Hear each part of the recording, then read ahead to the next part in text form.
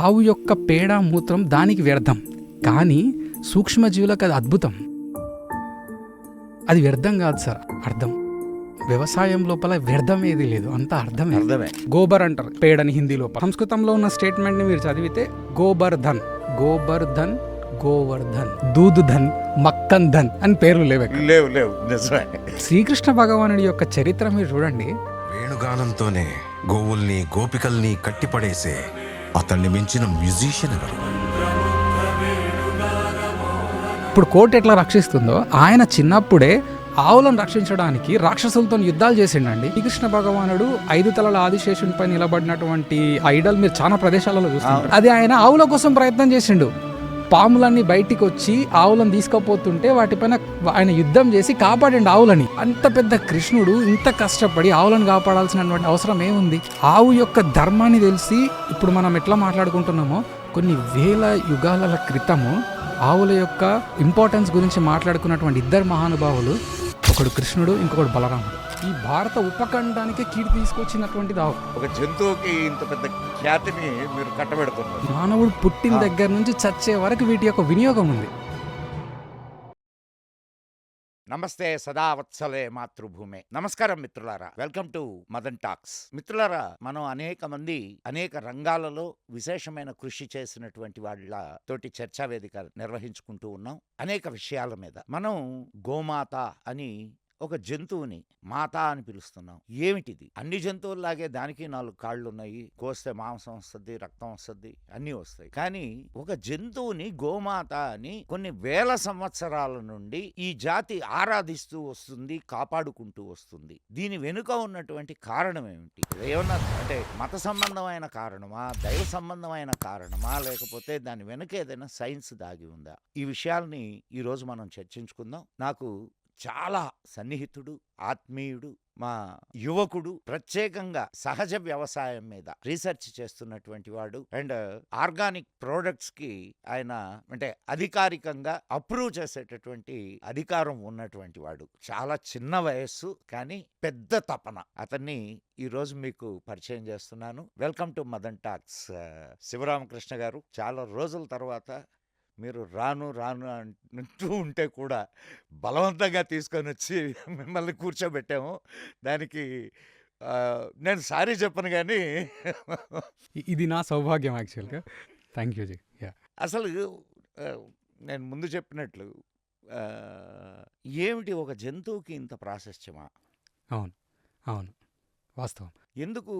ఇప్పుడు మీరు మహాభారతం చూస్తే మహాభారతంలో యుద్ధాలు జరిగినాయి, ఏది గోవుల కోసమే కదా. అండ్ రామాయణం చూస్తే రామాయణంలో కూడా గోవుల్ని రక్షించడానికే దిలీప చక్రవర్తి, గోవుని రక్షించడానికే దిలీప చక్రవర్తి ఇది చేస్తాడు. ఆ ఇదిలో కూడా ఆ వంశ పరంపరలో రాముడు పుట్టాడు. మీకు ఏ పురాణం తీసుకున్నా, ఏ వేదాలు కానీ, పురాణాలు కానీ, ఇతిహాసాలు కానీ, ఇవి ఏవి తీసుకున్నా నీ గోవు యొక్క గొప్పతనాన్ని గురించి చెప్తున్నాయి. అసలు ఎందుకు ఇంత గొప్పతనం గోవుకి? అవసరమా? దీని వెనుక ఏదైనా అంటే ఆధ్యాత్మిక తత్వం దాగుందా, లేకుంటే సైంటిఫిక్ రీజన్ ఏమన్నా ఉందా? ఎందుకంటే మీరు ఆ సబ్జెక్ట్లో పనిచేసినటువంటి వాళ్ళు, దాని గురించి మీరే ఎక్కువగా చెప్పగలరు అనుకుంటాను. అయితే ఇప్పుడు మీరు చెప్పినటువంటి స్టేట్మెంట్స్ అని మీరు చూస్తే, దాన్ని షార్ట్కట్గా మనం చెప్తే, దేశమైనా చూడు, కోశమైనా చూడు. ఈ దేశాన్ని చూడు, దీని గురించి అర్థం చేసుకోవాలంటే అమర కోశాన్ని చూడు. అవునా? అయితే ఈ దేశం యొక్క చరిత్ర, పరంపర, దీని యొక్క సర్వస్వార్పణ భావన, జాతీయత యొక్క మౌలిక భావాలన్నీ సమ్మిళితమైనటువంటి ఏకైక సబ్జెక్ట్ ఆవు అని చెప్పి కూర్చునబెట్టే దానిపైన. దానికి అంత శక్తినిచ్చారు. అది ఎందుకు ఇచ్చారు? ఇప్పుడు మీరు చూసుకుంటే, మీరు అన్నటువంటి వేదాలు ఏమని ఘోషిస్తున్నాయంటే, సర్వకామదుదే దేవి సర్వతీర్థాభిషేచిని పావనీ సురభి శ్రేష్ఠే దేవీ తుభ్యం నమోస్తుతే లక్ష్మీర్యా లోకపాలానాం ధేనురూపేణ సంస్థితాం ఘృతం వహతి యజ్ఞార్థ మమ పాపం వ్యపోహత్. మళ్ళీ దాని తర్వాత ఏం చెప్తున్నారు? ఇప్పుడు ఈ దేశం లోపల ఈ భారత ఉపఖండానికే కీర్తి తీసుకొచ్చినటువంటిది ఆవు. ఇప్పుడు మీరు చెప్తున్నటువంటి రాముడి యొక్క స్టేట్మెంట్ కొంచెం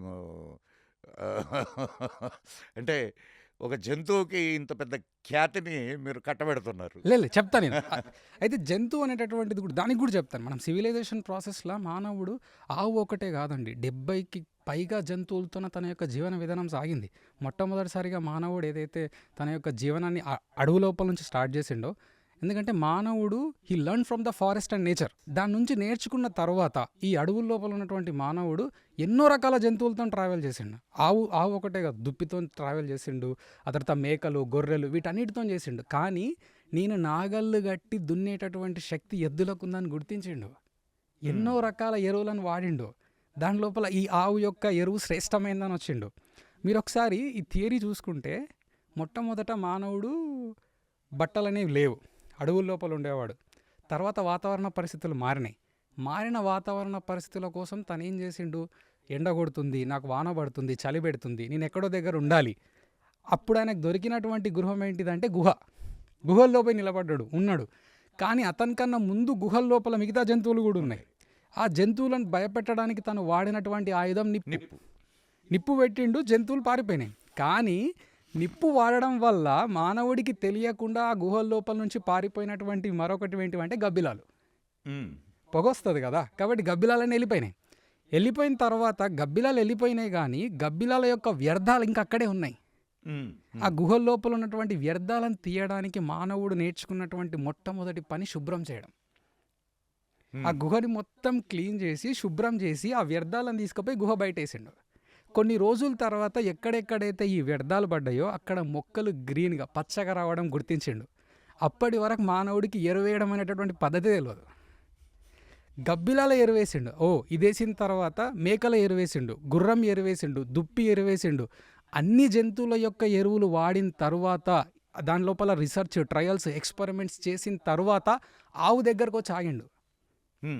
ఇప్పటికి కూడా మీరు గ్రామం లోపల మనకి ఏదన్నా రోగం వచ్చింది అంటే పేడకు వేపాకం కలిపి అలిగాయి. ఎక్కడెక్కడ అలకాలి, ఇంటి ముందును కూడా పేడతో కలిపేసి అలికేస్తారు, దాన్ని వాకిలు అంటారు. విత్తనాలు ఎక్కడెక్కడ దాచుకుంటారో అక్కడ కూడా పేడతో నలుపుకుంటారు. విత్తనాలు చెరిగేటటువంటి చాటను కూడా పేడతో నలుపుతారు. వంట చేసేటటువంటి వంటిలను కూడా పేడతో నడుకుతారు.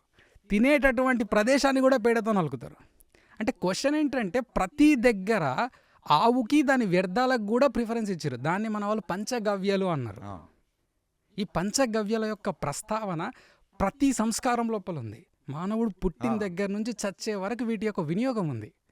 కాబట్టి ఒక జంతువుకి అంత విలువీయడం అనేది కాకుండా దాని వెనుకున్న శాస్త్రీయ భావనను మనం చూడాలి. మానవుడు డైరెక్ట్గా ఒకేసారి వచ్చి గోమయ్య వస్తే లక్ష్మి అని చెప్పలేదండి. ఇప్పుడు మీరే చూడండి, ఇప్పుడు మీరు రాముడు అన్నారు, తర్వాత కృష్ణుడు అన్నారు. రాముడు కన్నా ముందే గోమయ్య వస్తే లక్ష్మి అనేటటువంటి స్టేట్మెంట్ ఈ దేశం లోపల రాయబడి ఉంది. ఇప్పుడు ఒక స్టేట్మెంట్ని కొన్ని యుగాల క్రితం గోమయ్య వస్తే లక్ష్మి, ఆవు పేడ లోపల సర్వ సంపదలకి మూల కారణమైనటువంటి లక్ష్మీ స్వరూపం ఉంది. గోమూత్రే ధన్వంతరి, ఆయుర్వేదానికి మూల పురుషుడు ధన్వంతరి, ఇతను గోమూత్రం లోపల ఉన్నాడు. జంతువు కన్నా దాని యొక్క వ్యర్థాలకు ఇంకా ప్రిఫరెన్స్ ఉంది. అవునా? అయితే నా క్వశ్చన్ ఏంటంటే, నేను ఇప్పుడు మీరు చెప్పినట్టే నాకు అప్పుడు పేడ లోపల లక్ష్మి ఎక్కడుంది, మూత్రం లోపల ధన్వంతరి ఎక్కడున్నటువంటి ఈ సంకోచ భావాలతో నేను దీనిపైనకి వచ్చిన తర్వాత నేను రీసెర్చ్ చేయడం ప్రారంభం చేసిన ఎక్కడెక్కడ దీని గురించి వివరణ ఉంది. గోమయే వసతే లక్ష్మి అనేటటువంటి స్టేట్మెంట్ రాముడు రాజు కాకన్నా ముందే ఉంది, రాముడు రాజు అయిన తర్వాత కూడా ఉంది. పేడ లోపల లక్ష్మీదేవి లేదు అనేటటువంటిది రాముడికి అర్థమయ్యి ఆ స్టేట్మెంట్ని మార్చి రాయండి అనేటటువంటి ధైర్యం రాముడు చేయలేదు కదా. రావణాసురుని చంపినటువంటి రాముడు, పెద్ద పెద్ద యుద్ధాలు చేసినటువంటి రాముడు, సేతువుని గట్టిన రాముడు ఒక స్టేట్మెంట్ మార్చే ధైర్యం చేయలేకపోయాడు. సరే, రాముడు అయిపోయిండు, రాముడి తరం అయిపోయింది. దాని తర్వాత కృష్ణుడు వచ్చిండు. బలరాముడు తన అన్న వ్యవసాయం చేస్తాడు, ఆవులు కాస్తున్నాడు కృష్ణుడు. ఈయన ఆవులతోనే ఉన్నాడు. ఆయన జీవితం అంతా ఆవులే కదా, గోపాలుడు యాదవ వంశానికి రాజు, ఇతను కూడా రాజే. గోమయే వస్తే లక్ష్మి స్టేట్మెంట్ మార్చి రాయండి, నేను పాలు తీస్తున్నా, నేను నెయ్యి తీస్తున్నా. పాల లోపల నెయ్యి లోపల మనకు వాణిజ్యం ఉంది, వ్యాపారం ఉంది. పేడ లోపల లక్ష్మీదేవి ఎక్కడుంది అనొచ్చుగా. Change the statement and write again. ఈ మాట ధైర్యం కృష్ణుడు కూడా చేయలేదు. ఎటువంటి కృష్ణుడు? మహాభారతాన్ని నడిపినటువంటి కృష్ణుడు, భగవద్గీతని చెప్పినటువంటి కృష్ణుడు, గోవర్ధనగిరిని ఎత్తినటువంటి కృష్ణుడు ఒక స్టేట్మెంట్ మార్చే ధైర్యం చేయలేకపోయాడు. గోమయ వస్తే లక్ష్మి. కృష్ణుడు అయిపోయింది సార్. కృష్ణుడు తర్వాత మళ్ళీ ఎన్నో యుగాలు అయిపోయినాయి. ఇప్పటికీ కూడా the statement is very clearly Yes. Return in our scripts. గోమయే వస్తే లక్ష్మి, గోమూత్రే ధన్వంతరి. మార్చి రాసే ధైర్యం ఎవరు చేయలేకపోయారు. దీని వెనక కారణం ఏంటంటారు? అయితే ఇప్పుడు ఇది కూడా చూడండి. నేను ఈ గోమయే వస్తే లక్ష్మి అనేటటువంటిది మీరు కొంచెం మనం అంటే పేడ లోపల లక్ష్మీదేవి ఉంది లేదా బంగారం ఉంది. దీని గురించి నేను ఆలోచన చేస్తున్నప్పుడు నేను తర్వాత జనరలైజ్డ్గా మనం చూస్తే గోబర్ అంటారు దేన్ని, పేడని హిందీ లోపల. గోబర్. హిందీలో ఇదే స్టేట్మెంట్ని మీరు సంస్కృతంలో ఉన్న స్టేట్మెంట్ని మీరు చదివితే గోబర్ ధన్, పేడ లోపల ధనం ఉంది. గోబర్ధన్, గోబర్ధన్, గోవర్ధన్, గోవర్ధన్. గోవర్ధన్. గోవర్ధన్. వర్ధన్. ఓ, మీరు ఎక్కడైనా చూడండి మీ ఫ్రెండ్స్లో చాలా మందికి గోవర్ధన్ అనే పేరు ఉంటుంది. అసలు కృష్ణుడికి గోవర్ధన్, గోవర్ధనుడనే కదా పేరు. గోవర్ధన్, గోబర్ధన్, గోబర్ధన్. గోబర్ధన్. కానీ దహీధన్, దూదుధన్, మక్కన్ ధన్ అని పేర్లు లేవు. లేవు నిజమే. కాబట్టి దీంట్లో ధనం ఉంది అనేది మన వాళ్ళు గుర్తించారు. గోబర్ధన్, సచ్చాధన్, రాము నామక సచ్చాధన్, శ్యాము నామక సచ్చాధన్, వొయ్యి గోబర్ధన్. ఇదే గోమయ వస్తే లక్ష్మి. ఇదే స్టేట్మెంట్ని ఇంకా మీరు మార్చి చూడండి. ఇప్పుడు వ్యవసాయానికి మొత్తానికి ఆవు పేడనేయండి, ఆవు పేడ పౌడర్ నేయండి, వ్యవసాయం చేయండి, దాని ద్వారా కూడా నీకు ధనం వస్తుంది కదా. ఇదే కదా గోబర్ధన్. అదే పేడ నుంచి ఇప్పుడు మీథేన్ గ్యాస్ తీయండి, దాని ద్వారా మీరు బయోగ్యాస్ చేయండి, అదే కదా ధనం అంటే. పేడ నెయ్యండి, మీ పొలాలను బంగారం చేసుకోండి. ఈరోజు ఎనర్జీకే కదా ప్రపంచం అంతా క్రైసిస్. ఆ క్రైసిస్ దీని ద్వారా తీరుతుంటే ఇంకా తీరుతాయి. అదే, అంతకంటే ఇంకేం కావాలి? ఇంకేం సార్, ఆవు అనేటటువంటిది అదొక శ్రద్ధా కేంద్రం, అదొక వాణిజ్య కేంద్రం, అది మన వ్యవసాయ కేంద్రం, అది మన ఆరోగ్య కేంద్రం. అది లేనిది ఏమీ లేదు అనేటటువంటి క్లారిటీ వాళ్ళకు వచ్చింది. దాంట్లో ఏముంది అనేది తెలుసుకునే ప్రయత్నం లోపల అన్నీ ఉన్నాయని తెలుసుకొని ఇంకేమున్నాయి తెలుసుకోలేక రాసిన స్టేట్మెంట్ గోమయ వస్తే లక్ష్మి. అన్నీ ఉన్నాయి, అన్నీ ఉన్నాయి దీంట్లో. బాగుంది. గోమూత్రే ధన్వంతరి. ఆయుర్వేదానికి మూల పురుషుడైనటువంటి ధన్వంతరి మూత్రం లోపల ఉన్నాడు. మీరు చూడండి, అంటే ఈ వేదము అనేటటువంటిది వేద రాశి, దాంట్లో చాలా రకాల వివరణలు ఉన్నాయి. వాళ్ళు ఏం చెప్పారంటే జీవో జీవస్య జీవనం, జీవో జీవస్య కారణం, జీవో జీవస్య భోజనం. ఒక జీవికి ఇంకొక జీవికి కారణం ఉంది. ఆవు యొక్క పేడ మూత్రం దానికి వ్యర్థం, కానీ సూక్ష్మజీవులకు అది అద్భుతం. అది వ్యర్థం కాదు సార్, అర్థం. వ్యవసాయం లోపల వ్యర్థం ఏది లేదు, అంతా అర్థమే. ఇప్పుడు పేడ దానికి సాయం. ఇప్పుడు పడ్డటువంటి పేడ కీటకాలకు చాలా అద్భుతమైన ఆహార పదార్థాలు. కీటకాల యొక్క వ్యర్థాలు దానికి వ్యర్థం, కానీ మొక్కలకు అది ఫర్టిలైజర్. అంటే మీరు సిస్టమ్ చూడండి, భగవంతుడి యొక్క సృష్టి, పేడ మూత్రం అనేటటువంటిది ఆవు యొక్క ధర్మం సార్. ఇది ఆవు భూమిపైనకి రప్పించబడింది మనకేదో పాలు ఇవ్వడానికో నెయ్యి ఇవ్వడానికో కాదు. అసలు ఆవు భూమిపైనకి వచ్చింది, అది రావాలి, అది తిరగాలి, గడ్డి మేయాలి, పేడేయాలి, అది దాని ధర్మం. పాలు ఇవ్వడము, దాని తర్వాత మిగతా ఏవైతే మనం ఉత్పత్తులు చేస్తున్నామో అది utility. There is a huge difference between utility and dharma. ఆవు యొక్క ధర్మం ఇది. అండ్ మీరు ఈ మాట అంటే నాకు కోర్టు కేసు ఒకటి గుర్తొస్తుంది. 1995లో అనుకుంటాను. కురేషీస్ వర్సెస్ గో వాళ్ళు, అంటే ఒక ఆర్గనైజేషన్ వాళ్ళు కోర్టులో, సుప్రీం కోర్టులో కేసు వేశారు. ఓకే. దాంట్లో ఈ కేసులో కురేషీసు అండ్ అలహాబాద్ ఆర్గనైజేషన్, సైన్యం అని వస్తుంది ఆ ఆర్గనైజేషన్ పేరు. అంటే ఇప్పుడు సందర్భం వచ్చింది కాబట్టి మీకు విషయం తెలియజేస్తాను. దాంట్లో రాజీవ్ దీక్షిత్ గారు కూడా is one of the part. కురేషీసు వాళ్ళు ఆ సైన్యం, అదే ఆర్గనైజేషన్ ఏమని కేసు వేసిందంటే ఆవుని చంపడం వలన దేశానికి నష్టం వస్తుంది కాబట్టి ఆవుని చంపకూడదు అని. సుప్రీంకోర్టులో 7 జడ్జీల ధర్మాసనం కూర్చుంది. దానికి కూర్చొని విచారిస్తుంటే కురేషీస్ ఏమని ఇచ్చేశారంటే, ఆవుని చంపి మేము ఇతర దేశాలకు ఎక్స్పోర్ట్ చేసి ఈ దేశానికి విదేశీ మారక ద్రవ్యాన్ని మేము ఎక్కువ చేస్తున్నామని చెప్పారు. అప్పుడు వీళ్ళు చేసిన పరిశోధనల్ని వాళ్ళకు కోర్టు ముందు సబ్మిట్ చేశారు. అండ్ అంతేకాకుండా దానికి ముందేం చేశారంటే ఈ 7 జడ్జీల ధర్మాసనంలో ఉన్న ఒక జడ్జి పర్మిషన్ తీసుకొని ఆయన కారుకి గోబర్ గ్యాస్ని అటాచ్ చేసి దాని ద్వారా ఆయన కారుని నడిపించి తీర్పు ఏమని ఇచ్చారంటే, అంటే లాస్ట్కి ఇది 1995లో జరిగిన కేసు అండి. 1995, ఈరోజు 2025 అంటే దాదాపు 30 సంవత్సరాల క్రితం జరిగిన కేసు ఇది. వాళ్ళు అన్నీ విన్న తర్వాత ఆవు పాలు, ఆవు నెయ్యి ఇవి బోనస్. యాక్చువల్గా ఆవు పేడ, ఆవు మూత్రం, గోమూత్రం ఇవి చాలా ఇంపార్టెంట్. అండ్ ఒక్క ఆవు తన జీవిత కాలంలో మనిషికి ₹1,00,00,000 ఇస్తుంది అని చెప్పి వాళ్ళు లెక్కలతో సహా నిరూపించారు. అండ్ ఆ జడ్జి ఎవరైతే ధర్మాసనంలో కూర్చున్న జడ్జి ఉన్నాడో తన ఎక్స్పీరియన్స్ను కూడా షేర్ చేశాడు. ఆ గ్యాస్ ఆయన కారుకి అమర్చడం, ఏ పొగ రాకుండా అండ్ సౌండ్ లేకుండా ఇంజన్ చాలా స్మూత్గా రన్ కావడం, అది కూడా ఆయన స్టేట్మెంట్లో ఇచ్చేశాడు.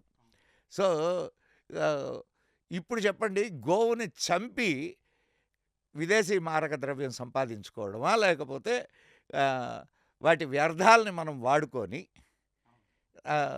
భారతీయ ఆర్థిక వ్యవస్థకు తోడుగా నిలవడం అనేది ఇది చేస్తే, అప్పుడు కోర్టు ఇచ్చిన జడ్జిమెంట్ ఏంటంటే గోవును కాపాడడం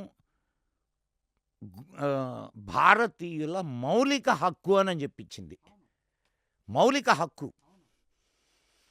సో అంటే ఇది నేను మిమ్మల్ని ఆపి నేను ఎందుకు చెప్పానంటే ఇది, కానీ ఇప్పుడు కోర్టు అంత పెద్ద ఇది ఇచ్చినా మనం ఇంకా మతపరమైనటువంటి దృష్టితో దాన్ని చూస్తున్నాం. దాన్ని మన ఆర్థిక వ్యవస్థకు మనం ఉపయోగించుకోకుండా, మన ఆరోగ్య వ్యవస్థకు దాన్ని ఉపయోగించుకోకుండా దాన్ని చంపి తిని కడుపు నింపుకుంటున్నాం. ఇది ఎంతవరకు కరెక్ట్ అనేది మీరు చెప్పాలా? అయితే ఇప్పుడు మీరు అంటే ఇప్పుడున్న ధర్మాసనంలో అన్నిటికన్నా పెద్దదంటే కోర్టు. వాళ్ళు చెప్తున్నారు, మనం ఫాలో అవుతున్నాం. అయితే మీరు అన్నటువంటిది ఈ జాతి నిర్దేశక కర్తలు ఉన్నారు మనకు ప్రతి జాతి చరిత్ర లోపల. ఆ జాతి నిర్దేశక కర్తలు కూడా ఒక జాతికి అప్పుడు స్టేట్మెంట్లు ఇచ్చారు చాలామంది. ఇప్పుడు మీరు చూడండి, సేవాలాల్ మహారాజ్ ఉన్నారు. ఆయన వాళ్ళ యొక్క లంబాడి ఏదైతే వర్గం ఉందో వారికి కొన్ని మౌలిక భావాలు చెప్పిండు ఆయన. మీరు ఈ సూత్రాలు పాటించండి, మీరు ప్రకృతి వ్యవసాయం చేయండి, మీరు తండాలలో ఉండండి, ఆవులను కాపాడండి. సేవాలాల్ మహారాజ్కి ఆవుకి సంబంధం ఏముంది? ఆవులను ఎందుకు కాపాడాలి? వాళ్ళే కదా, వాళ్ళ సంతతి వాళ్ళే కాపాడండి అని చెప్పిండు. కాపాడుతున్నారు. ఆయన కూడా చెప్పిండు, కోర్టు చెప్పడం కాదు, సేవాలాల్ మహారాజ్ చెప్పిండు మీరు ఆవులను కాపాడండి. ఆయన ఆవుల యొక్క ఈ గోచర భూమి దానికోసం యుద్ధం చేసిండండి. ఆవులకు ఈ గడ్డి తినడానికి భూములు కావాలి, దానికోసం పోరాడిండు ఆయన.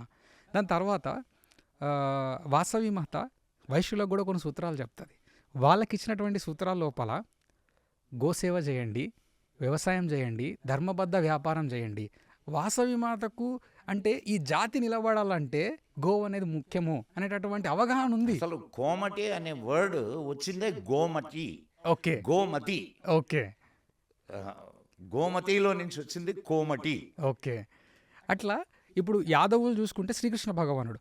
అయితే శ్రీకృష్ణ భగవానుడి యొక్క చరిత్ర మీరు చూడండి, ఆయన ఆవులను రక్షించడానికి, ఇప్పుడు కోర్టు ఎట్లా రక్షిస్తుందో ఆయన చిన్నప్పుడే ఆవులను రక్షించడానికి రాక్షసులతో యుద్ధాలు చేసిండండి.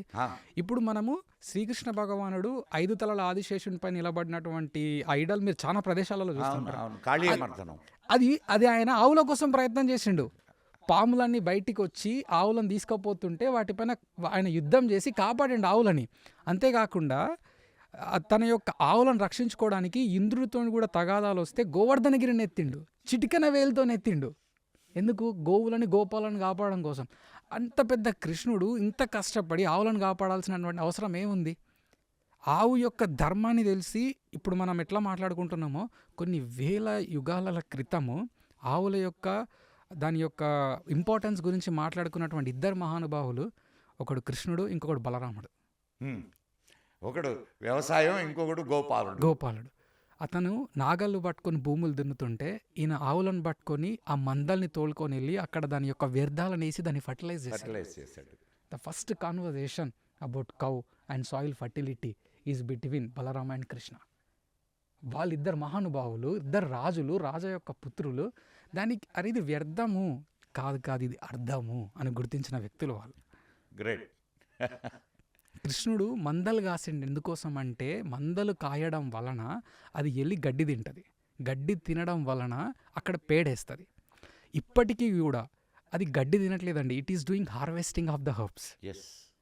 మీకోసం హార్వెస్ట్ చేస్తుంది, అది అక్కడే ఎరువేస్తుంది. అది that is the only way you can fertilise the soil. మనం ఎక్కడో ఆవులు గడ్డి తిని మనం తీసుకొని వెళ్ళి దాన్ని మళ్ళీ కంపోస్ట్గా మార్చి దాన్ని తీసుకొని వెళ్ళి భూమికి వేసేటటువంటి పద్ధతి అనేది చాలా లెంతీ ప్రాసెస్. మందలు తీసుకొని వెళ్తున్నాం, అక్కడ తింటున్నాయి, అక్కడే ఎరువేస్తున్నాయి. ఇప్పటికీ కూడా చాలా మీరు మన యొక్క పర్వత ప్రాంతాల్లో అక్కడ మీరు వ్యవసాయ విధానాలు చూసినట్లయితే ఈ సంవత్సరం ఈ భూమి అంతా ఆవులు మేయడానికి, వచ్చే సంవత్సరం పంట వేయడానికి, మళ్ళీ వచ్చే సంవత్సరం ఇంకొక దగ్గర మేయడానికి, మళ్ళీ అక్కడ పంట వేయడానికి. ఈ విధంగా ఆవులు ఎక్కడెక్కడ గడ్డి మేస్తున్నాయో అక్కడక్కడ తర్వాత పంటలు వేసుకుంటూ వస్తారు. నేను వాళ్ళతో మాట్లాడినప్పుడు ఆయన ఒక రైతు, ఇది ఒరిస్సా ప్రాంతం లోపల, వాళ్ళు పంటల లోపల ఇలా ఆవులను తిప్పుతూ కందమాల్ అనేటటువంటి హిల్ స్టేషన్ దగ్గర నేను ఒక రైతుతో మాట్లాడుతున్నాను. ఆయన, సార్ ఎరువు ఇక్కడ పడిందంటే ఈ సంవత్సరం కాకపోయినా వచ్చే సంవత్సరం అయినా పనికి వస్తుంది, అది అక్కడే ఉంటుంది సార్, అది చెడిపోదు.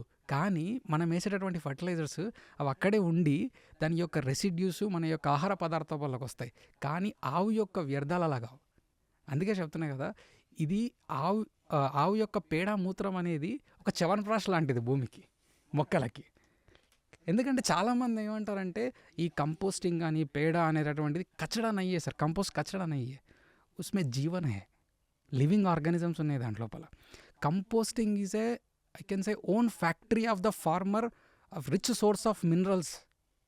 ఓన్ ఫ్యాక్టరీ, తన దగ్గర ఉన్నటువంటి వ్యర్థాలు, తన పొలంలో ఉన్నటువంటి వ్యర్థాలు, నడిచే ఫ్యాక్టరీ దాన్ని తీసుకొని, అందుకే అది నడిచే దేవుడు అంటారు, నడిచే దేవుడు అంటారు. ఇప్పుడు మన వాళ్ళు అంటే మనకు నెక్స్ట్ లెవెల్ ఆఫ్ నాలెడ్జ్ ఏదైతుందో మన వాళ్ళు చేతులు జోడించి ఇది భగవత్ ప్రసాదం అన్నారు వ్యవసాయాన్ని కూడా. అది మన యొక్క గొప్పతనం, మన చరిత్ర లోపల మనం నేర్చుకున్నాం. కానీ వెస్టర్న్ మెథడాలజీ లోపల మన వాళ్ళు ఏమన్నారంటే సాయిల్ పాజిటివ్ మైక్రోబ్స్ అన్నారు. దీని లోపల చాలా లివింగ్ ఆర్గానిజమ్స్ ఉన్నాయన్నారు. ఆ లివింగ్ ఆర్గానిజమ్స్ని మన వాళ్ళు దేవుళ్ళు అన్నారు. అంతే కదా, మంచి చేసేది ఏదైనా మనకు దైవంతో సమానం అన్నారు. కాబట్టి మన వాళ్ళు దీని లోపల దైవాంశ దీంట్లో ఉంది, దీంట్లో ఇంతమంది దేవతలు ఉన్నారు, ఇన్ని రకాల మైక్రోబ్స్ ఉన్నాయి. అసలు మన జీవన విధానం, భారతదేశం లోపల ఉన్నటువంటి ఆవులని, ఆ తర్వాత మన ప్రదేశాలను మీరు చూడండి సార్. ఇప్పుడు ఆవులు, ఇప్పుడు ఉత్తరాఖండ్ లాంటి ప్రాంతాల లోపల బద్రి అనే ఆవు ఉంటుంది. దాని యొక్క స్వరూపం కూడా బద్రి, కొండలు ఎక్కడానికి దాని యొక్క గిట్టలు చాలా బలంగా ఉంటాయి. కొండల పైనుంచి ఎక్కుతుంది, దిగుతుంది, అక్కడ మొత్తం తిరుగుతూ ఉంటుంది. అక్కడ తగ్గట్టు ఆ ఆవు యొక్క డిజైన్ స్ట్రక్చర్ భగవంతుడు అట్లా చేసిండు. భారతదేశంలో ఉన్నటువంటి పర్వత ప్రాంతాల లోపల ఎస్పెషల్లీ ఉత్తరాఖండ్ అది బద్రి. మీరు ఇప్పుడు రాజస్థాన్ లోపల థార్ పార్కర్ అనే ఆవు ఉంటుంది, అది థార్ ఎడారిలో కూడా పనిచేస్తుంది, అందుకే దాని పేరు థార్ పార్కర్. ఇప్పుడు మన దేశం లోపలనే ఇన్ని రకాల వ్యత్యాసాలు ఉన్నాయి. ఇప్పుడు ప్రపంచ స్థాయి గుర్తింపు తీసుకొచ్చినటువంటి అద్భుతమైనటువంటి ఒంగోలు జాతి మనది సార్. ప్రపంచ భారత ఉపఖండానికి అది పేరు తీసుకొచ్చింది. ఒంగోలు గిత్తలా ఉన్నాడు రా వీడు. ఇప్పుడు మీరు ఆ ఒంగోలు యొక్క సంస్కృతి మన దగ్గర ఉంది. ఎందుకంటే ఒంగోలు యొక్క గిత్త యొక్క శక్తి మనం డెవలప్ చేసుకోలేకపోయాం. ఇందువల్ల అంటారు బేసికల్గా. ఇది యాక్చువల్గా నేను అంటే ఫర్ యువర్ కైండ్ ఇన్ఫర్మేషన్, నేను ఐఎమ్ ఫ్రమ్ దట్ ఏరియా. ఇది నెల్లూరు మాది. యాక్చువల్గా ఒకప్పుడు దాన్ని నెల్లూరు గిత్తలు అనేవాళ్ళు. అంటే నెల్లూరు ప్రాంతంలో కదా అది, ఒంగోలు కూడా నెల్లూరు ప్రాంతంలో. అక్కడ 2 జాతులు ఉన్నాయి. ఒకటి గోవులు, 2 అదే పొట్టేళ్ళు, అదే గొర్రెలు. ఈ 2 చాలా ఎత్తుగా, చాలా అందంగా ఉంటాయి. పొట్టేళ్ళని జోడిపి అంటారు. అది నెల్లూరు స్పెషల్ బ్రీడ్ అది. ఇక మన ఎద్దుల్ని ఒంగోలు బ్రీడ్ అంటారు. అయితే నేను మా చిన్నప్పుడు విన్నటువంటి విషయం, ఈ 2 జాతుల్ని ఈ 2 జాతులు తయారు చేయబడ్డ జాతులు అని చెప్పి అన్నారు. అంటే నేచర్‌గా ఎట్లా నేచురల్‌గా వచ్చినయా లేకుంటే తయారు చేయబడ్డాయా నాకు తెలీదు. కానీ నేను విన్నటువంటి విషయం ఏందనంటే, ఇది నాగార్జునుడు తయారు చేసినటువంటి జాతులు అని చెప్పి. అంటే సెలక్షన్ బ్రీడింగ్ మెథడ్ ఏంటంటే ఏదైతే మంచి లక్షణాలు ఉన్నాయో లక్షణాలను బట్టి సెలక్షన్ చేస్తారు. ఇప్పుడు అందులో నాగార్జున కొండ అని మనకు అవును అవును దగ్గరనే కదా. అవును సో అవును కాబట్టి నాకు అనిపించినది ఏంటంటే బహుశా ఉండొచ్చు కూడా. ఉండొచ్చు. ఇప్పుడు అదే చెప్తున్నాను. ఇప్పుడు పర్వత ప్రాంతాలకు తగ్గట్టు గిట్టలు ఉండాలి. ఇక్కడ నేలను దున్నాలి. కాబట్టి ఇది శక్తివంతమైన గిత్తగా ఉండాలి. కాబట్టి అట్లాంటి లక్షణాలు తీసుకొని సెలెక్షన్ చేయొచ్చు. అయితే ఇప్పుడు సందర్భం వచ్చింది కాబట్టి నేను చెప్తున్నాను. ఇప్పుడు మన దగ్గర జల్లికట్టు అనేటటువంటి తమిళనాడులో ఉంది. ఉంది. గిత్త గట్టిగా ఉండాలి, పరిగెత్తాలి. వచ్చినోని అవతలోడు వస్తే వానిపైన అటాక్ చేసే కెపాసిటీ ఉండాలి. అది కంగాయం. అయితే ఇట్లాంటి గిత్తల లోపల ఇటువంటి ఈ శక్తి ఉందని గుర్తించినటువంటి మైసూర్ మహారాజా అమృత్ మహల్ బుల్స్ని యుద్ధాల్లో కూడా వాడారు. అవును, అందులోపల మైసూర్ మహారాజా కాదు, వాడు టిప్పు సుల్తాన్ వాళ్ళ నాయన. ఆడి దగ్గర 3000 ఎద్దుల సైన్యం ఉండేది. సైన్యం ఎందుకు విచిత్రమైన విషయం ఏంటంటే, మన నిజాం సైన్యం మీదకి ఆ సైన్యాన్ని పంపించి ఓడించాడు. మరి అంటే దిస్ ఇస్ రికార్డెడ్ హిస్టరీ. ఇది వారియర్ బుల్, అది హిల్ బుల్, ఎస్, ఇది డెజర్ట్ బుల్. అంటే మన దగ్గర ఒక జాతి, ఒక ఆవు, ఒక విత్తనము, ఒక జీవనము, ఒక పద్ధతి, ఒక సంస్కారం, ఇవే షోడశ సంస్కారాలు, ఇవే మన డిఎన్ఏ. ఇక్కడ నుంచి మనం వచ్చినాం. అందుకే ఒక మాట అన్నారు, భారతదేశం అంటే గ్రామం, గ్రామానికి వెన్నుముక వ్యవసాయం, వ్యవసాయానికి వెన్నుముక ఆవు. ఈ దేశాన్ని మనం కదిలించాలంటే ఆవును కదిలించాలి. అందుకే కదా కదిలిచ్చారు కదా. ఇప్పుడు మనకు స్వాతంత్రం వచ్చే నాటికి 83 జాతులు ఉన్నాయి. అవును, ఇప్పుడు 32 జాతులు 30 జాతులకు వచ్చేసినాయి. అంటే ఇంకా వీళ్ళ ఆకలి తీరలా. అసలు అంటే రాక్షస జాతి అయిపోయింది మానవ జాతి. అయితే ఈ బ్రిటిషర్స్ కూడా ఈ దేశం యొక్క ఈ సౌభాగ్యాన్ని చూసిన తర్వాత చాలా తెలివిగా ఆవులని మనం నాశనం చేయాలంటే వాడు ముందు అనుకున్నది ఏంటంటే నందిని నాశనం చేయాలి. ఆవులను కంట్రోల్ చేయాలంటే ఫస్ట్ బుల్స్ని కంట్రోల్ చేయాలి. మన దగ్గర ఒక సాంప్రదాయం ఉండేది, ఒక్కొక్క ఊరికి ఒక్కొక్క బుల్ని వదిలేసేవారు. అవును, ఆబోత్ అంటారు. ఆబోతు అది సీడ్. అంటే ఎంత అద్భుతమైన కల్చర్ ఇది. అంటే ఊరు మొత్తానికి ఒక ఆబోతు ఉండాలి, మేలు జాతి అయి ఉండాలి, కొట్టేవాళ్ళు కాదు, టచ్ చేసేవాళ్ళు కాదు. అది రాయల్ బుల్, అది నిజంగానే రాయల్ బుల్ అది. కాబట్టి అంటే ఈ జాతి యొక్క జీవన విధాన శైలి సార్, దిస్ ఈస్ కాల్డ్ సంస్కార. అది మన డిఎన్ఏ. కాబట్టి మనము అంటే నేను దీంట్లో దైవ భావన ఉందనేటువంటి దానికి పరిశోధన యొక్క అర్థాలు చెప్తున్నా మీకు. నేను ఇప్పుడు చాలామంది నేను పరిశోధన అని కూడా చెప్పను, పరిశీలన అని చెప్తా. నేను అబ్జర్వ్ చేసిన, నేను ఒక మహారాష్ట్ర దగ్గర ఒక రైతు దగ్గరికి వెళ్ళిన, వాళ్ళు పేడ నుంచి పిడికలు చేస్తారు. పేడ నుంచి పిడికలు చేయడం అనేది కామనే, నేను అబ్జర్వ్ చేస్తున్నా, మనం కూడా చేస్తాం. నేను అక్కడికి వెళ్ళిన ఆమె అక్కడ మహిళా రైతు ఏం చేస్తుందంటే పండిన దోసకాయల యొక్క గుజ్జు దాన్ని పేడ లోపల మిక్స్ చేస్తుంది. మిక్స్ చేసి రైట్ హ్యాండ్తోన దాన్ని ఇగ్గితే గోడ పైన పిడకబడుతుంది. మిగిలినటువంటి పండు ఏదైతే ఉందో దాన్ని లెఫ్ట్ హ్యాండ్తో ఇగ్గితే ఆటోమేటికల్గా ఆవుల దగ్గర పడుతుంది. ఒక ఫ్రాక్షన్ ఆఫ్ మినిట్లో ఈ మెకానిజం జరుగుతుంది. ఇటు దీనికి ఆహారం, అటు దానికి పిడక. నేను ఆమె దగ్గరికి వెళ్ళి మాట్లాడితే ఏం చేస్తున్నారంటే మధ్యలో ట్రాన్స్లేటర్ ఆమెను అడిగితే ఆమె ఏం చెప్పిందంటే, ఈ పండినటువంటి దోసకాయ విత్తనాలు పేడ లోపల కలిపి పిడకలు చేస్తే ఇవి అక్కడే వచ్చే సీజన్ వరకు ఉంటాయి. Seed storage and seed treatment is done already. So seed storage, seed treatment అవి అక్కడే ఉంటాయి, పిడక లోపలనే ఉంటాయి.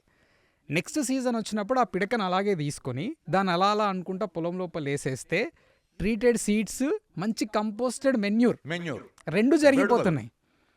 మంచి ఆలోచన కదా, ఆలోచన వ్యర్థం కాదు, ఇది అర్థం ఇది. అయితే పేడ లోపల విత్తనాలు కలిపి పిడకలు చేసేటటువంటి పద్ధతి నేను మహారాష్ట్రలో చూసిన. తమిళనాడు లోపల ఒక రైతు కుటుంబం ఇంటికి వెళ్ళినప్పుడు వాళ్ళు ఏం చేస్తారంటే ఇంట్లో మిగిలిపోయినటువంటి కూరగాయలు, పొలంలో మిగిలిపోయినటువంటి కూరగాయలు ఆ రోజు సెలెక్టెడ్ డే ఆవుకు తినిపించి ఆ సెలెక్టెడ్ కౌడంగ్ కలెక్ట్ చేసి దాని నుంచి విత్తనాలు తీస్తారు. సీడ్ ట్రీట్మెంట్ ఇది కూడా డైరెక్ట్ ట్రీట్మెంట్ ఆల్రెడీ దాని కడుపులో అయిపోయింది. అయిపోయింది. దాన్ని తీసుకొని వాటిని చల్లుకుంటారు. ఇది పద్ధతి. ఓ ఇప్పటికీ ఈ పద్ధతి ఉంది. ఇప్పుడు మన తెలంగాణ లోపల అబ్జర్వ్ చేయండి, ఇది కూడా చూడండి. మన వాళ్ళు ఏం చేస్తారంటే ఆవుకు కూరగాయలు తినిపించే పద్ధతి మన దగ్గర కూడా ఉంది, కానీ మన వాళ్ళు పెండంతా తీసుకుపోయి పెంట అంటారు, ఒక దగ్గర వేస్తారు. అవును అవును. దానిపైన ఆటోమేటిక్గా మొలకలు వస్తాయి. దాన్ని తీసుకుపోయి పొలంలో నాటుకుంటారు, దాంట్లో ఉన్నటువంటి కూరగాయలు తింటారు.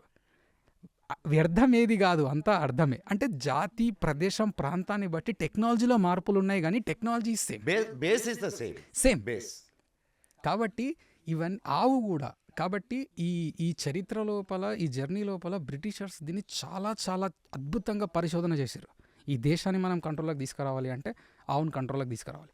దానికోసం వాళ్ళు ఫస్ట్ కనుక్కున్నటువంటి వెపన్ ఏంటిది తెలుసా సార్? వీడిసైడ్. ఆవును కంట్రోల్ చేయాలంటే అది తినే దానాన్ని కంట్రోల్ చేయాలి. అచ్చా, సో వీడిసైడ్ని ఇంట్రడ్యూస్ చేసి వాళ్ళు గడ్డిని చంపలేదు, అద్భుతమైనటువంటి ఆయుర్వేద మూలికలను చంపారు. మూలికల్ని చంపారు. ఆవుకు ఆహారం లేకపోతే, అంటే ఇప్పుడు ఆహారం అంటే ఏంది? హరించిపోయిన శక్తినిచ్చేదే ఆహారం. ఆ ఆహారమే దానికి లేకుండా చేసిర్రు. ఆవుకు ఆహారం లేకుండా చేసిర్రు, వీడిసైడ్ ఇంట్రడ్యూస్ చేసిర్రు. అంటే చాలా టెక్నికల్గా ఇక్కడనేమో ఎద్దులను కంట్రోల్ చేసిరు, ఇక్కడ వీడిసైడ్ ఇంట్రడ్యూస్ చేసిరు. దీని ద్వారా మీరు ఆవులకు ఆహారం లేదు కాబట్టి ఈ దానా పెట్టండి. దానికి ఒకటే పద్ధతి ఏది? మీరు ఇప్పుడు సూపర్ నేపియర్ గడ్డి పెట్టండి, లేకపోతే బెర్ముడా గ్రాస్ పెట్టండి. ఇట్లా వివిధ రకాల దానా దాన్ని తీసుకొని వచ్చి ఒకటే దానా ఇచ్చారు. దానికి కూడా దాని శక్తిని కూడా నిర్వీర్యం అంతే చేసుకుంటారు కదా. ఇప్పుడు అది మనకు ఆయుర్వేదంలో కూడా చెప్తారు, ఏది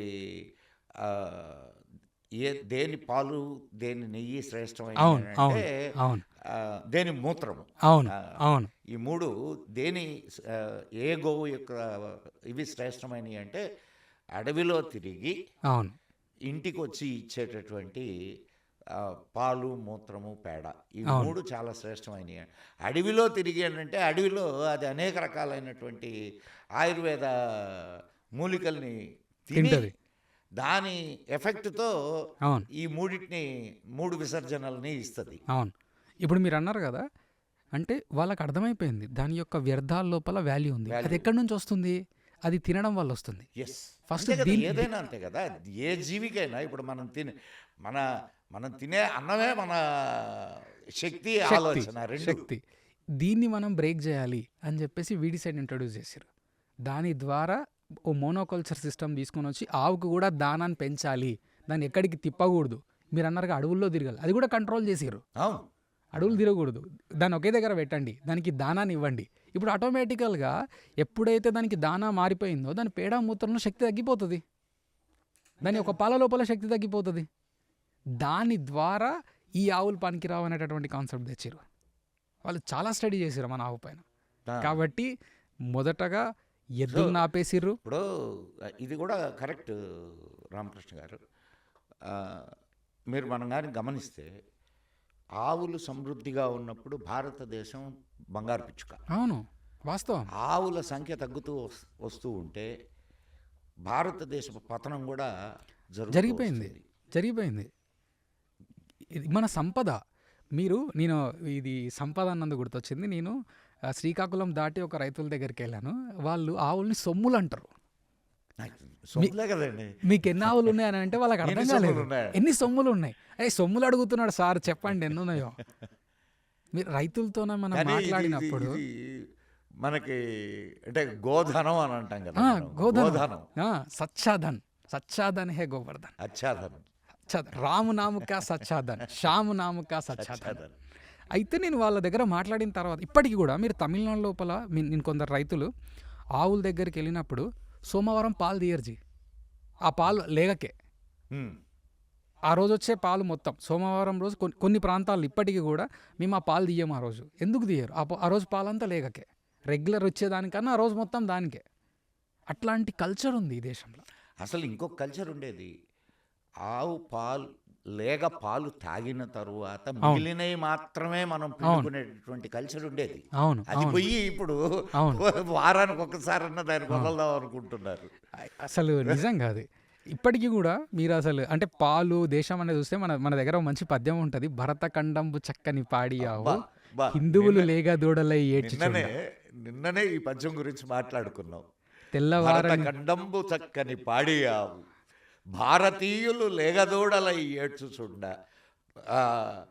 తెల్లవారను గడుసరి గొల్లవారు గొల్లవారు పితుకుచున్నారు పితుకుచున్నారు మూతులు పాలను మూతులు బిగియగట్టి. బిగియగట్టి. అంటే వాళ్ళకు ఎంత అద్భుతం అంటే ఇక్కడ కూడా మీరు అనొచ్చు నన్ను మీరు మీరు మొదట వేసిన ప్రశ్న ఏంటిదంటే ఆవే ఎందుకు పద్యం రాయడానికి కూడా ఆవే ఎందుకు అవే ఎందుకు? ఇంకోటి తీసుకోవచ్చు కదా ఇప్పుడు బ్రిటిషర్స్ ఈ దేశం పైన కూడా ఆవే ఎందుకు అందరికీ తెలుసు ఆవే ఎందుకో కానీ చెప్పడానికి సంకోచిస్తున్నారు. చెప్తే ఈ జాతి ఈ భారతదేశం అనేటటువంటి ఈ జాతి ప్రపంచానికి మళ్ళీ జగద్గురు అవుతుంది. इस भारत को भाग्य बनाने के लिए सिर्फ एक ही रास्ता है, वो गाय है. गाय हमारा माता है, ये पंचगव्य का गाता है सर, गाता ये हमारा गाता है, गर्व से कह सकते हैं और हमारा दाता गाता भी. है. हाँ దాతావి हाँ దాతా है.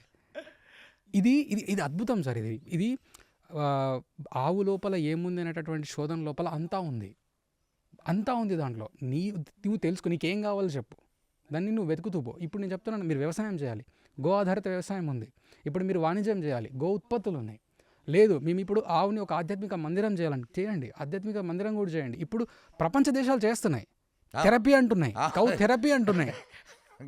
ఇక్కడ కొంచెం మిమ్మల్ని ఆపుతున్నాను, కానీ నేను చూస్తున్నాను థెరపీ అంటూ పోయి పూతనని కౌగలించుకుంటున్నారు. అవును, అవును. పూతన అంటే నా ఉద్దేశంలో ఈ జెర్సీ, హోలిస్టైన్, హెచ్ఎఫ్.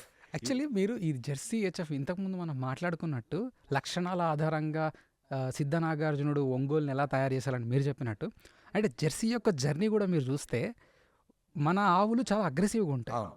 పాలు తీసుకుంటే తంతాయి, లిమిటెడ్ ఉంటుంది. అయితే వాళ్ళు తీసుకున్న ఫస్ట్ లైన్ ఏంటి తెలుసా, పాలు తీసేటప్పుడు నన్ను తనకూడదు ఆవు, అలా ఉండాలి అంతే. అది అట్టే ఉంటుంది. అందుకనే ఇప్పుడు ఆ పాలు తాగినోడు కూడా అట్టే వస్తాడు. అందుకనే వాళ్ళు అది మెయిన్ లైన్ వాళ్ళది, అది నన్ను తనకూడదు, మిషన్ పెట్టినా ఏమనదు, మీరు తనదు అసలు. అది అట్లాంటి లైన్ తీసుకొని దాన్ని డెవలప్ చేసిరు వాళ్ళు. రెండో టార్గెట్ ఏంటిదంటే మిల్క్ యొక్క ప్రొడక్షన్ ఎక్కువ ఉండాలి. ఈ రెండు యొక్క సూత్రాల ప్రకారం వాళ్ళు చేసిరు. డెవిల్ ఇన్ ద మిల్క్ అని, అవును అవును, అది చాలా భయంకరమైనటువంటి రియాక్షన్స్ ని ఇస్తుందండి. ఎందుకంటే ఇప్పుడు 3 సంవత్సరాల లోపు పిల్లలకి అది ఇస్తే, ఎందుకంటే అప్పుడు బ్లడ్ బ్రెయిన్ బ్యారియర్ తయారు కాదు వాళ్ళకి. అవును, ఆ సమయంలో వాళ్ళకి ఇస్తే పిల్లలు చచ్చిపోయేటటువంటి అవకాశం కూడా ఉందని రిపోర్ట్స్ చెప్తున్నాయి. ఎందుకంటే జీర్ణక్రియ అంటే పాలు శరీరంలోకి వచ్చిన తర్వాత అది డైజెస్ట్ అయ్యేటటువంటి పద్ధతిని, ఇది చాలా అద్భుతమైన డాక్యుమెంటరీ ఉంది మీరు అన్నటువంటి దాని లోపల. అందుకే ఆవు పాలు కాకుండా ఈ జెనెటిక్ చేంజెస్ కూడా వస్తాయి, అవకాశం ఉంది. అతను నిరూపించాడు దీంట్లో, ఓకే, తన పరిశోధనలో. ఎందుకంటే ఆవు పాలనే సంపూర్ణ ఆహారం అన్నారు. అది అరిగిపోతుంది. అసలు మన ఎంత అద్భుతం చూడండి, మన తెలుగు వర్ణమాలలో కూడా ఆ అంటే అమ్మ, ఆ అంటే ఆవు, రెండు వెరీ నెక్స్ట్ అమ్మ తర్వాత ఆవు. నేను ఇక్కడ కూడా అడుగుతా మిమ్మల్ని, ఆవు ఎందుకు మళ్ళీ అక్కడ వర్ణమాల రాసిన వాళ్ళు ఇప్పుడు తీసేశారు. ఇప్పుడు మార్పులు జరుగుతున్నాయి. మన మేధావి వర్గం ఉంది కదా ఇక్కడ, భారతదేశంలో ఒక మేధావి వర్గం వచ్చింది. అది దానికి పాత వాళ్ళ విజ్ఞానం వాటి మీద నమ్మకం లేదు, గౌరవం లేదు. వీళ్ళు పెద్ద మేధావులు అనుకుంటూ మన సంస్కృతిని సాంప్రదాయాన్ని నాశనం చేశారు. యాక్చువల్లీ మీరు అంటే చాలా మంచి పాయింట్. సంస్కృతి సాంప్రదాయం అన్నప్పుడు మీరు యొక్క మన విధానాలు ఏవైతే మనం అవలంబిస్తున్నామో, అయితే నేను అబ్జర్వేషన్, నా పరిశీలన చెప్తున్నాను. అంటే చాలామంది ఆరుద్ర నక్షత్రం రోజు పార్థివలింగ పూజ చేయడం అనేటటువంటిది ఒక పద్ధతి. మా నాన్నగారు చేస్తారు. మా నాన్నగారు పార్థివలింగ పూజ చేయడానికి సామాన్లన్నీ సర్దాలి. ఆయన అడవిలో ఉన్నారు, సర్దుతున్నారు. అందులో ఆవు పేడ, ఆవు మూత్రము, పుట్టమన్ను, నెయ్యి, తేనె ఇవన్నీ తీసుకొని వచ్చారు. వాటన్నిటిని కలిపి లింగం తయారు చేసి దానికి అభిషేకం చేయడానికి పద్ధతి. ఈ సామాన్లన్నీ తెచ్చారు. మా నాన్నగారు నాకు చెప్పిన పని ఏంటంటే, "శివ వాటన్నిటిని కలిపి పార్థివలింగం తయారు చేయండి." నేను పార్థివలింగం కోసం సామాన్లని కలుపుతా ఉన్నాను. కలుపుతా ఉన్నప్పుడు సడన్‌గా నాకు అనిపించింది, అరే! ఇదేంది ఇది ద్రవజీవామృతం ఫార్ములా కదా ఇది. అందులో కూడా కదా! పేడ, మూత్రము అన్నీ ఇవన్నీ అయ్యే కదా! వాడతారు కదా! అమృత జలం లోపల కూడా నెయ్యి, తేనె వాడతారు కదా! ఇవన్నీ వ్యవసాయంలో వాడేవి. మీరేంటి లింగం చేసి, పూజ చేసి, నిమజ్జనం చేసి, ఆ నీళ్ళు పొలానికి వారించుకోవాలని చెప్తున్నారు. ఇదేం కాన్సెప్ట్ బాబు, ఇది ద్రవజీవామృతం అన్న. మా నాన్న పూజ హడావిడిలో నన్ను తిట్టాడు. శివ, నువ్వు ఏ పని కోసం వచ్చినావు, ఏం మాట్లాడుతున్నావు, నువ్వు ఫస్ట్ లింగం తయారు చేసి పూజ చేయాలి, ఆ తర్వాత మాట్లాడుకుందాం అన్నారు. కానీ వాస్తవానికి తర్వాత మా నాన్నగారితో కూర్చొని నేను డిస్కషన్ చేసిన. ఎందుకంటే ఆయన కూడా ప్రకృతి వ్యవసాయం చేస్తారు. ఇది కూడా ప్రకృతి వ్యవసాయమే. పార్థివలింగ పూజ కూడా ప్రకృతి వ్యవసాయం. నిజమే కదా! మీరు పరిశీలించండి. నేను ఫార్ములాని అడుగుతున్నా. ఇప్పుడు జనరలైజ్డ్ స్టేట్మెంట్ అని కాదు, మీరు పరిశీలనాత్మకంగా దృష్టితో దాన్ని చూడండి. పుట్టమ్మను దేంట్లో వాడతారు, పేడను దేంట్లో వాడతారు, గోమూత్రాన్ని దేంట్లో వాడతారు, వీటన్నిటిని అభిషేకం ఏమైతే చేస్తున్నారో, నెయ్యి. ఇప్పుడు మనం ఘనజీవామృతం కానీ ద్రవజీవామృతం కానీ వీటిల్లో మనం బెల్లం వేస్తున్నాం. బెల్లం వేస్తున్నారు. బెల్లం వేస్తున్నాం. ఇక్కడ నెయ్యి ఇది వేస్తున్నాం. అవును. ఎందుకు వాడుతున్నారు? మా నాన్నగారిని తర్వాత కూర్చొని పరిశీలనగా చూస్తే వాస్తవం. పార్థివలింగ పూజ అయిన తర్వాత కూడా దాన్ని తీసుకొని వెళ్ళి నిమజ్జనం చేయండి, నిమజ్జనం చేసి ఆ నీళ్లను వాడండి. ద్రవజీవామృతం. ద్రవజీవామృతం. మన యొక్క క్రతువులు ఏవేవైతే డిజైన్ చేయబడ్డాయో సంస్కారాల లోపల, అవన్నీ ఆవు చుట్టూ ఎందుకున్నాయంటే ఇవన్నీ తిరిగి ప్రకృతికి వెళ్తుంది. ప్రకృతి, సంస్కృతి, సమృద్ధి. అందుకే భారతదేశం సమృద్ధి అయింది. ఎస్, బాగుంది. ఇది మంచి, ఇట్స్ ఏ గుడ్ సర్కిల్. మనం నేర్చుకుంది ప్రకృతి నుంచి. ఆ సంస్కృతి మన డిఎన్ఏ లోపల ఉంది. అందుకే మనం సమృద్ధిమయమైన. ఇది ఇప్పుడున్నటువంటి కాలం లోపల అది మారిపోతుంది. గావో విశ్వస్య మాతరం. అన్ని రకాల జీవజాతులకు గో సంతతి అనేటటువంటి తల్లి. అది నేను చెప్పలేదు, ప్రపంచం చెప్పింది, వేదం చెప్పింది. వేదవాక్కు ఆర్షవాక్ అయింది. దాన్ని మనం పాటించలేము, దాంట్లో పరిశోధన చేస్తే చేయండి. కానీ పరిశోధన ఫలాలన్నీ దేశం నాకు ముందే ఇచ్చేసింది. నేను ఇంకేం తెలుసుకోవాలి? నువ్వు వాళ్ళని అడిగి తెలుసుకుంటే చాలు. అయితే మీరు ఇప్పుడు కూడా సరే, ఇప్పుడు ఈ జనరలైజ్డ్ స్టేట్మెంట్స్ మీకు మీరు నేను ఇక్కడ ఇంకొక చిన్న విషయాన్ని గుర్తు చేస్తాను. అతని పేరు నాకు గుర్తులేదు. 1830s ఓకే, ఈ దేశానికి వాల్టర్ అని ఒక పరిశోధకుడు వచ్చాడు. ఓకే, పరిశోధకుడు వచ్చి అతను ఇచ్చిన స్టేట్మెంట్ ఏంటంటే, ఇక్కడ 1,00,000 రకాల పంటలు పండుతాయి. అండ్ ఒక భూమిలో 60 క్వింటాళ్ల నుంచి 90 క్వింటాళ్ల వరకు ధాన్యం పండుతుంది. ఓ అద్భుతం. 60 క్వింటాళ్ల నుంచి 90 క్వింటాళ్ల వరకు ధాన్యం పండుతుంది.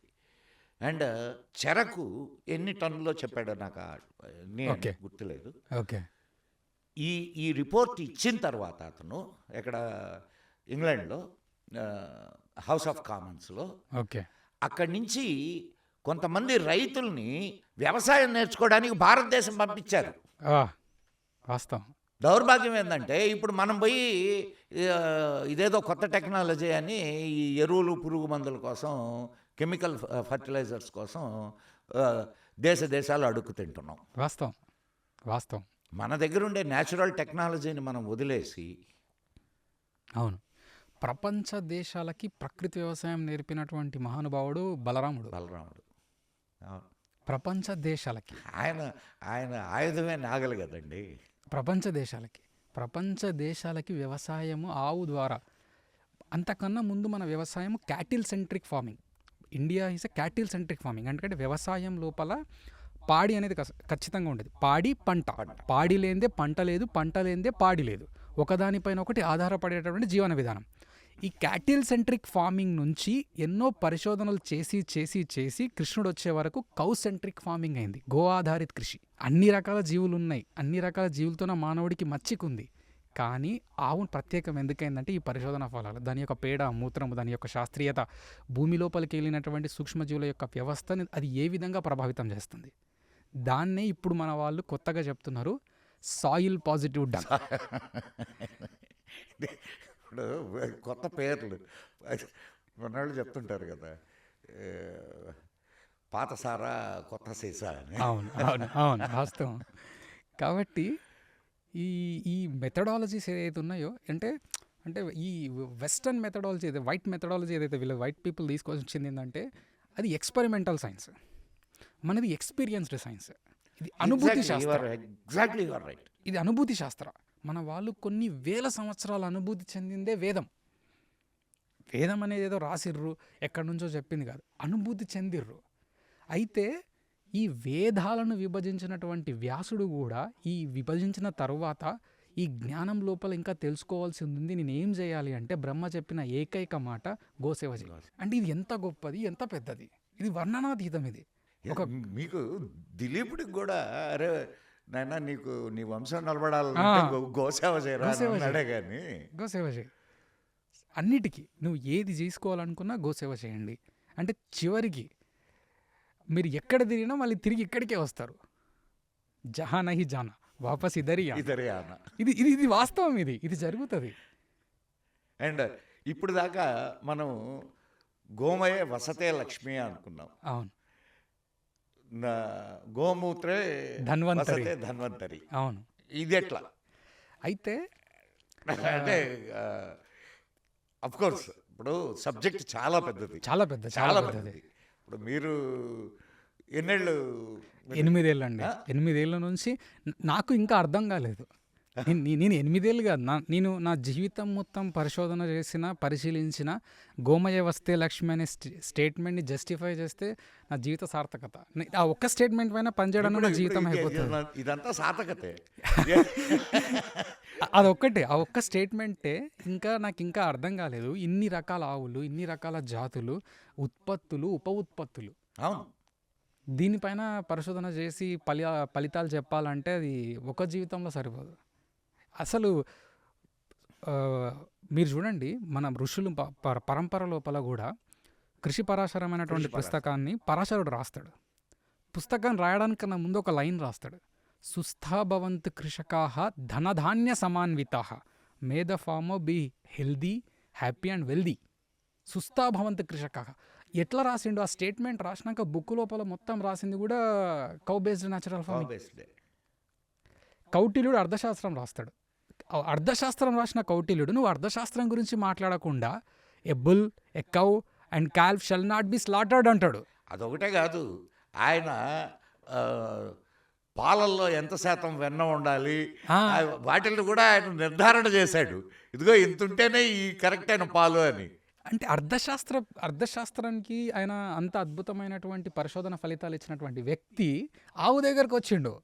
ఒక గొప్ప రాజు కృష్ణుడు ఆవు దగ్గరకు వచ్చిండు. మీకు ఒక చిన్న కథ చెప్తాను నేను మీకు స్టోరీ. అంటే మీరు ఆవు విలువ ఎంత, మీరు ₹1,00,00,000 అని చెప్పారు కదా, మీకు ఒక నేను ఇది చెప్పింది 1995. రైట్, 1995. నేను కొన్ని యుగాల క్రితం కథ చెప్తా. భృగు మహర్షి యొక్క కుమారుడు చవనుడు తండ్రి చెప్పిన తర్వాత తను కూడా తపస్సు చేస్తూ అలా వెళ్తాడు. ఆ తపస్సు కొన్ని సంవత్సరాలు అవుతా ఉన్న కొద్దీ తర్వాత వరదలు ఇవన్నీ వచ్చి మునిగిపోతాడు. చవనుడు కిందనే ఉంటాడు. అయితే మునిగిపోయిన తర్వాత నది అవుతుంది కాబట్టి జాలర్లు వస్తారు, వాళ్ళు చేపలు పడుతూ ఉంటారు. రోజు వారి యొక్క రెగ్యులర్ హ్యాబిట్ ప్రకారం వాళ్ళు వలేస్తారు. చేపల బదులు చవనుడు వస్తాడు వలలో. వల తీసిన తర్వాత చవనుడు అక్కడ పడతాడు, జాలరి ముందు ఉంటాడు. వీడు కాళ్ళు పట్టుకుంటాడు, మహానుభావ నేను తప్పు చేసిన, మీరు ఇట్లా ఇలా ఇట్లా మిమ్మల్ని తీయడం తపోభంగమైంది. అంటే మహర్షి యొక్క గొప్పతనం చూడండి. అసలు నిజంగా అందరిలాగా కోపిస్తే అయితే శాపాలు పెట్టాలి అంటే చరిత్ర. నువ్వు రోజు ఏం చేస్తావు? వల వేస్తావు, చేపలు పడతావు, అమ్ముతావు. ఈ రోజు నీ వలల పడ్డా నేను, నన్ను అమ్ముకో. ఎంత గొప్ప ఆలోచన, నన్ను అమ్ముకో. అరే ఈయన మహానుభావుడు ఇట్లా చెప్తున్నా. అయ్యా మీరే చెప్పండి, నేను ఎవరికి అమ్మాలి మిమ్మల్ని? ఈ దేశం యొక్క రాజుకి అమ్ము.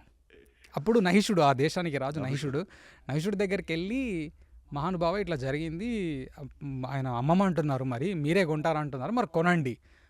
అతను పరిగెత్తుకుంటూ వస్తాడు. అరే ఇదేదో బాగానే ఉంది, మహానుభావుడు నాకు. అయ్యా చెప్పండి మీ విలువ ఎంత, మీరే చెప్పండి, రాజు మీకు తెలియని విలువలు అంటాడు. 1000 బంగారు నాణేలు అని చెప్తాడు. మళ్ళా చవనుడు అంటాడు, నా విలువ 1000 బంగారు నాణేలేనా అంటాడు. సరే 1,00,000 బంగారు నాణేలు అని అంటాడు. మళ్ళీ చవనుడు అంటాడు, 1,00,000 బంగారు నాణేల, నా తపో దీక్ష ఇదంతా. రాజుకి అర్థం కాదు, జాలర్ అయితే మొత్తానికి అర్థం కాదు. ఆ తర్వాత మళ్ళీ అంటాడు, అయ్యా నేను నా రాజ్యం లోపల కొంత భాగాన్ని జాలరికి ఇచ్చి మిమ్మల్ని తీసుకుంటా అంటాడు. అంతేనా నా విలువ అంటాడు. అర్ధరాజ్యం ఇస్తా అంటాడు. అరే అంతేనా నా విలువ అంటాడు. మొత్తం రాజ్యం ఇస్తా, మిమ్మల్ని తీసుకుంటా, సరిపోదు అంటాడు. కాళ్ళు పట్టుకొని అయ్యా నేనేం చేయాలి, నీ యొక్క గోశాల లోపల ఒక ఆవును తీసుకొని ఆ జాలరికి, నా యొక్క జీవిత ఫల సాఫల్య విలువ ఒక్క ఆవుతో సమానం, రెండో ఆవుతో కూడా కాదు, మళ్ళీ ఒకటే ఆవు. అంటే ఇది ఎంత గొప్పది, అంటే నీ రాజ్యం కంటే కూడా విలువైంది. విలువైంది. రాజ్యం నిలబడాలంటే కావాల్సింది పాడి, దాంతో కావాల్సింది పంట, ఎట్టి పంటయో అట్టి వంట, ఆ వంట ఉంటేనే కదా నీకు ఆహారం వచ్చేది. ఇదంతా ఒక చైన్ లింకేజ్. ఇదంతా ఇవన్నీ చెప్తున్నా కదా, తిరిగి తిరిగి తిరిగి చెయ్యి మళ్ళీ అక్కడికే చూపిస్తుంది, అక్కడికే చేరుతుంది. అది ఆవు. నేను ఈ జర్నీ లోపలికి వచ్చినప్పుడు ఇదంతా సాధ్యం కాదు, ఇది అసాధ్యం అని నేను తెలుసుకోవడానికి వచ్చిన. అసలు ఈ స్టేట్మెంట్లన్నీ తప్పు. ఎట్లా చెప్తున్నారు మీరు? పేడ లోపల లక్ష్మీదేవి ఉండడం ఏంది, మూత్రం లోపల ధన్వంతుడు ఉండడం ఏంది, ఘృతేన వర్ధతే బుద్ధి క్షీరేన ఆయుర్వర్తనం అని ఎట్లా చెప్తారు మీరు? పాలు తాగడం వల్ల, ఆ తర్వాత నెయ్యి తినడం వల్ల, మళ్ళీ ఆయుర్వేదం చెప్తుంది నెయ్యి మేధ రసాయనం, ఇది నీ యొక్క మేధస్సుని పెంచుతుంది ఇది. అసలు ఇవన్నీ మీరు ఎట్లా చెప్తున్నారు? ఈ స్టేట్మెంట్స్ పనిచేస్తాయి? ఇప్పుడు వెస్టర్న్ పీపుల్ అంతా గీ కాఫీ అని తాగుతూ ఉన్నారు, హెల్త్కి మంచిదని చెప్తా ఉన్నారు వాళ్ళు. మనకు ఒంట్లో వేడి చేసింది అనుకోండి, రాత్రిపూట పాలల్లో ఒక 2 చెంచాలు నెయ్యి వేసి బాగా తిరగొట్టి తాగితే శరీరంలోని ఉష్ణతత్వం అంతా తగ్గిపోతుంది. ఇప్పుడు మేము ఇంట్లో అట్లనే ఏదైనా ఇదైతే ఇదే వాడతాం. అవును. కాబట్టి అంటే మన దగ్గరికి, అంటే మనకే కొత్త సూత్రాలు చెప్పడానికి వాళ్ళు వచ్చారు. మన దగ్గర మన వాళ్ళు అనేవాళ్ళు కదా, ఇప్పుడు పెండ్లికి అదే మంత్రం, పిడుగుకి అదే మంత్రం, పాముకి అదే మంత్రం అంటే మన వాళ్ళు అర్థం చేసుకోరు. అన్నిటికీ ఆవే అంటే కుదరదు కదా, వాళ్ళకి కొత్త కొత్త మంత్రాలు కావాలి. కాబట్టి వాళ్ళు ప్రయోగించినటువంటి మంత్రాల లోపల మన వాళ్ళు మన యొక్క చరిత్ర గతిని ప్రశ్నించేటటువంటి స్థాయికి దిగజారిపోయారు. తప్పులేదండి, ప్రశ్నించడంలో తప్పులేదు. నేను ప్రశ్నించడాన్ని తప్పుపట్టను. కానీ ప్రశ్న దగ్గరే ఆగిపోయి అనుమానంగా దాన్ని దూరం చేసుకుంటున్నాం. ప్రశ్నకు సమాధానం వెతికి ప్రశ్నని సరైనటువంటి విధానంలో కానీ మనం వెళ్ళగలిగితే ఖచ్చితంగా మనం పూర్వీకులకి మనం నిజమైన వారసులం అవుతాం. ఎందుకనంటే మన పూర్వీకులందరూ ప్రశ్న చేసే జ్ఞానాన్ని సంపాదించుకున్నారు. ఇప్పుడు ఈ దుర్మార్గులు ఏం చేస్తారంటే, నేను డిబేట్లు చూస్తున్నాను శివరామకృష్ణ గారు, ఈ డిబేట్లన్నీ ఎట్లుంటున్నాయంటే, ఎవడో హాఫ్ నాలెడ్జ్ ఫెలోని ఒకడిని తీసుకొని వచ్చి కూర్చోబెడతారు. కూర్చోబెట్టి దీంట్లో కొంచెం తెలియగలవాడు వచ్చి కూర్చుంటాడు. కూర్చొని వాడిని ప్రశ్నలు వేస్తాడు, వాడు సమాధానం చెప్పలేడు. ఇదిగో ఇది పరిస్థితి, హిందూ ధర్మం ఇది, ఇదిగో వీళ్ళ సైన్స్ ఇది. ఎవరినైనా ఇప్పుడు ఆ సబ్జెక్టులో నిష్ణాతులైన వాళ్ళని తీసుకొని వచ్చి కూర్చోబెట్టి ఆ సబ్జెక్టుకి సంబంధించినటువంటి ప్రశ్నలు అడిగితే చెప్తారు. సమాధానం లేని ప్రశ్నలు ఏవి లేవండి ఈ ప్రపంచంలో. ప్రతిదానికి సమాధానం ఉంది. కాకపోతే ఎతికే ఓపిక మనకు ఉండాలి వెతికే ఓపిక ఉండాలి. వెతికే ఓపిక ఉండదు. ఇది ఈ ప్రశ్నలు వేసే గుంపు ఎట్టాటి గుంపు అంటే, ఇప్పుడు సపోజ్ నేను ఇప్పుడు మీకు సమాధానం చెప్పాను అనుకోండి, ఖచ్చితమైన సమాధానం ఇచ్చా, అవునండి అవునండి అని అంటాడు. మళ్ళీ పక్కనోడి దగ్గరికి పోయి ఇదే క్వశ్చన్ ఇంకోసారి వేస్తాడు. వాడికి కావాల్సింది ప్రశ్నకు సమాధానం కాదు, వాడు దాన్ని ప్రచారం చేసుకుంటూ వెళ్ళాలి. అది ఇప్పుడు మానసికత. ఓకే. అండ్ ఇంకొక చిన్న విషయం, అదే ధన్వంతరికి సంబంధించినటువంటి విషయానికి వచ్చి నేను చేసిన చిన్న ఇది, మొట్టమొదట 1851లో భారతదేశంలో సెన్సస్ తీయబడింది.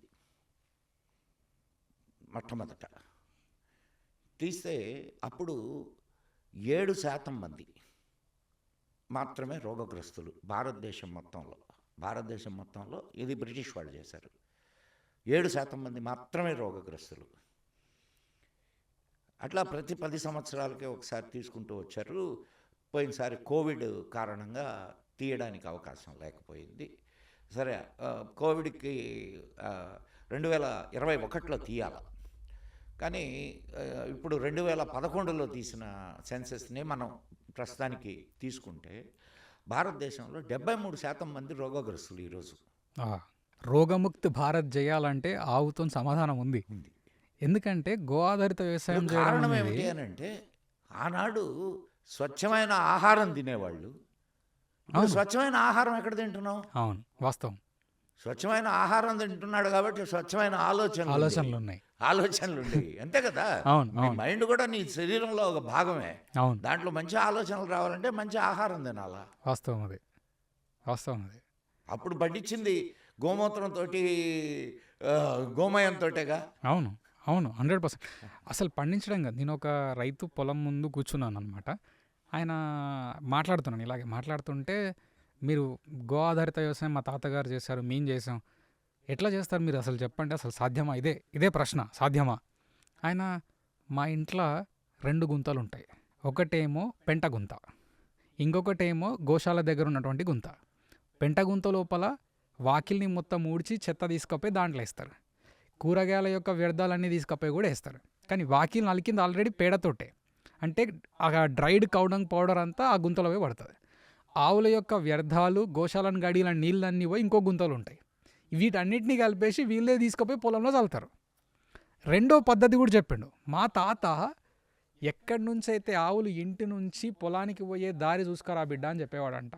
ఆ దారి మొత్తం చూసుకొని పోయేటప్పుడు ఒక సీజన్ కానీ అట్లా అయిపోయిన తర్వాత అక్కడ ఉన్నటువంటి ఈ మట్టినంతా తీసుకొని ట్రాక్టర్లకు వేసుకొని ఆ మట్టిని కూడా చల్లుతారు. అవును. గోధూళి అంటారు. ఇప్పుడు ఇసుక యూరియా అని చెప్తారు. మన వాళ్ళ దగ్గర పద్ధతి ఉంది. ఎస్, గోధూళి. గోధూళి ధూళి. మీకు ఎందుకు నా పర్సనల్ ఎక్స్పీరియన్స్ చెప్తాను. నేనేదో ఇవన్నీ వదిలేసి దూరంగా వెళ్ళిపోదామని చెప్పి ఒక చిన్న ట్రైల్ వేశాను. ఇక్కడికి ఒక 60 కిలోమీటర్ల దూరంలో ఒక 200 గజాల స్థలం ఒకటి తీసుకొని ఆడ ఒక చిన్న ఆశ్రమం లాగా ఏర్పాటు చేసుకొని, సరే ఇంకా నాకు బాగా ఇష్టమైన ఇదేంటంటే చెట్లు అవి పెంచుకోవడం. రోజు పశువులు, ఆవులు ఉన్నాయి అక్కడ. ఓకే. ఆవులు ఉన్నాయి, బర్రెలు, గేదెలు ఉన్నాయి. అవన్నీ వెళ్ళే దారిలో వాళ్ళు పేడ అన్నీ ఎత్తుకుపోయేవాళ్ళు. అవును. నేను ఆ ఇసుక తెచ్చుకునేవాడిని. ఓకే.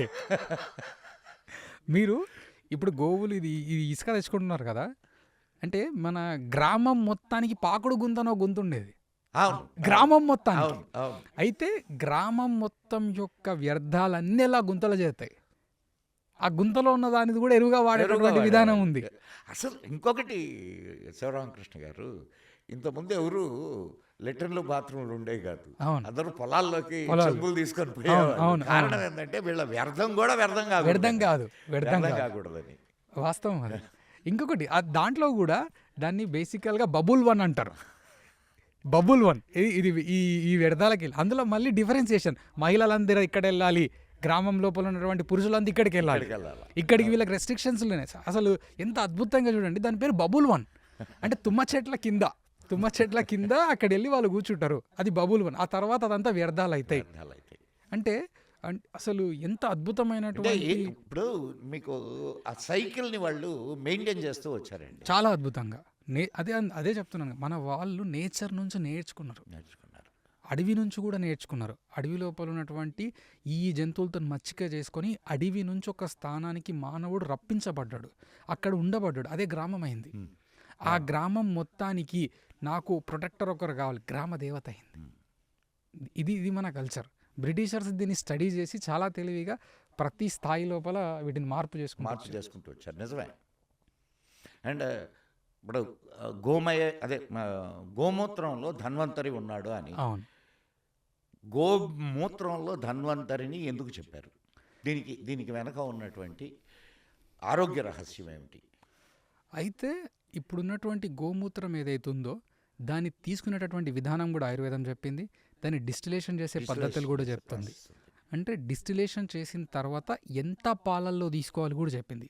డిస్టిలేషన్ చేసేటప్పుడు ఏ రకాల వనమూలికలతో చేయాలో కూడా చెప్పింది.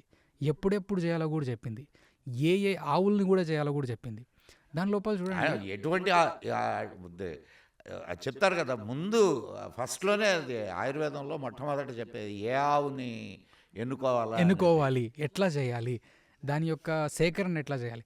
అయితే అది కూడా సర్వరోగ నివారణ. అది ఎందుకు పనిచేస్తుంది, దేనికి పనిచేస్తుంది అనేటటువంటి చూసినాక ప్రతిదానికి అది పనిచేస్తుంది. కానీ దాన్ని తీసుకొని సేకరణ, తయారీ, దాన్ని వినియోగించే విధానము, దాన్ని వాడేటటువంటి పద్ధతి, దాన్ని బట్టి అది మార్పు చెందుతూ వచ్చింది.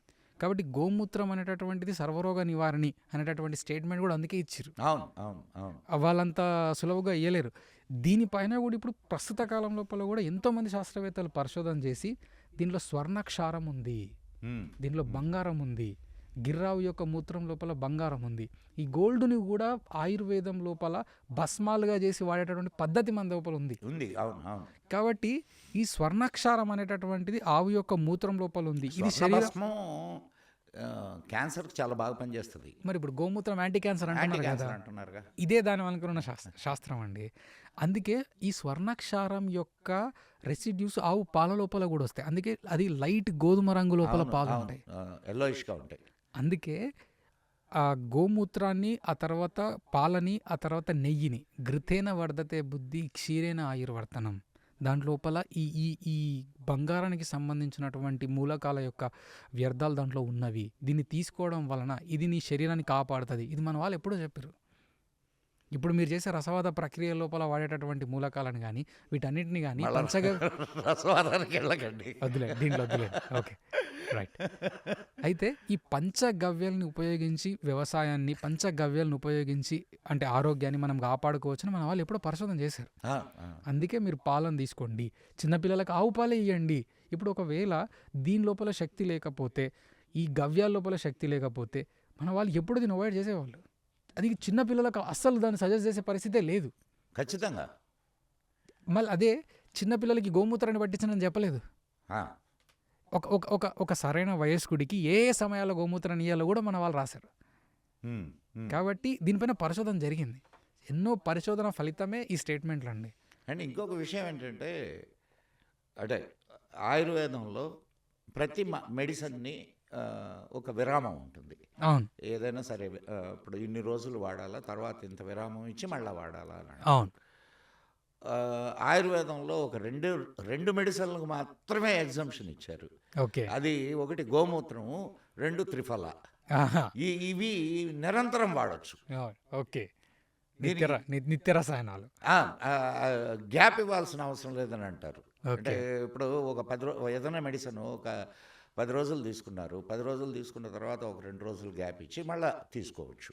ఓకే. అట్లా కాకుండా ఈ ఖచ్చితంగా గ్యాప్ ఇవ్వాలా ప్రతి మెడిసిన్కి. బట్ అవును. For these two exemption. అయితే ఇప్పుడు మీరు అన్న స్టేట్మెంట్కి నేను మళ్ళీ చెప్తున్నాను. అంటే ఒక మెడిసిన్ నుంచి ఇంకొక మెడిసిన్ తీసుకోవడానికి మధ్యలో ఒక విరామ కాలం అనేది ఉండాలి. ఈ రెండింటికి విరామం అనేది లేదు. ఇప్పుడు చూడండి, బేసికల్గా food is a medicine. Yes, food is a medicine. కానీ ఆ ఫుడ్కి వాడేటటువంటి పెస్టిసైడ్స్కి విరామాలు లేకుండా కొడుతున్నారు. మరి ఇప్పుడు పొరుగు వచ్చిందంటే ఈరోజు కొడతాడు, రేపు కొడతాడు, ఎల్లుండి కూడా కొడతాడు. అదే మందిని 3-4 సార్లు కొడతాడు. మరి ఇప్పుడు మెడిసిన్ లాంటి ఫుడ్ అనేది పాయిజన్ అవుతుంది. మనం నేరుగా మన పళ్ళెం లోపల పెట్టుకొని పాయిజన్ తినకుండా దాన్ని మొక్కకిచ్చి దాన్ని ఆహారంగా మార్చి దాన్ని మనం తింటున్నాం. ఇప్పుడు రోగముక్త భారత్ చేయాలంటే ఎట్లా చేస్తాం మరి? 73% రోగగ్రస్తులు అని అంటే, you show me one single house which don't have any health problem. ప్రతి ఇంట్లో ప్రతిలో ఒక రోగ నిలయం. అంతే.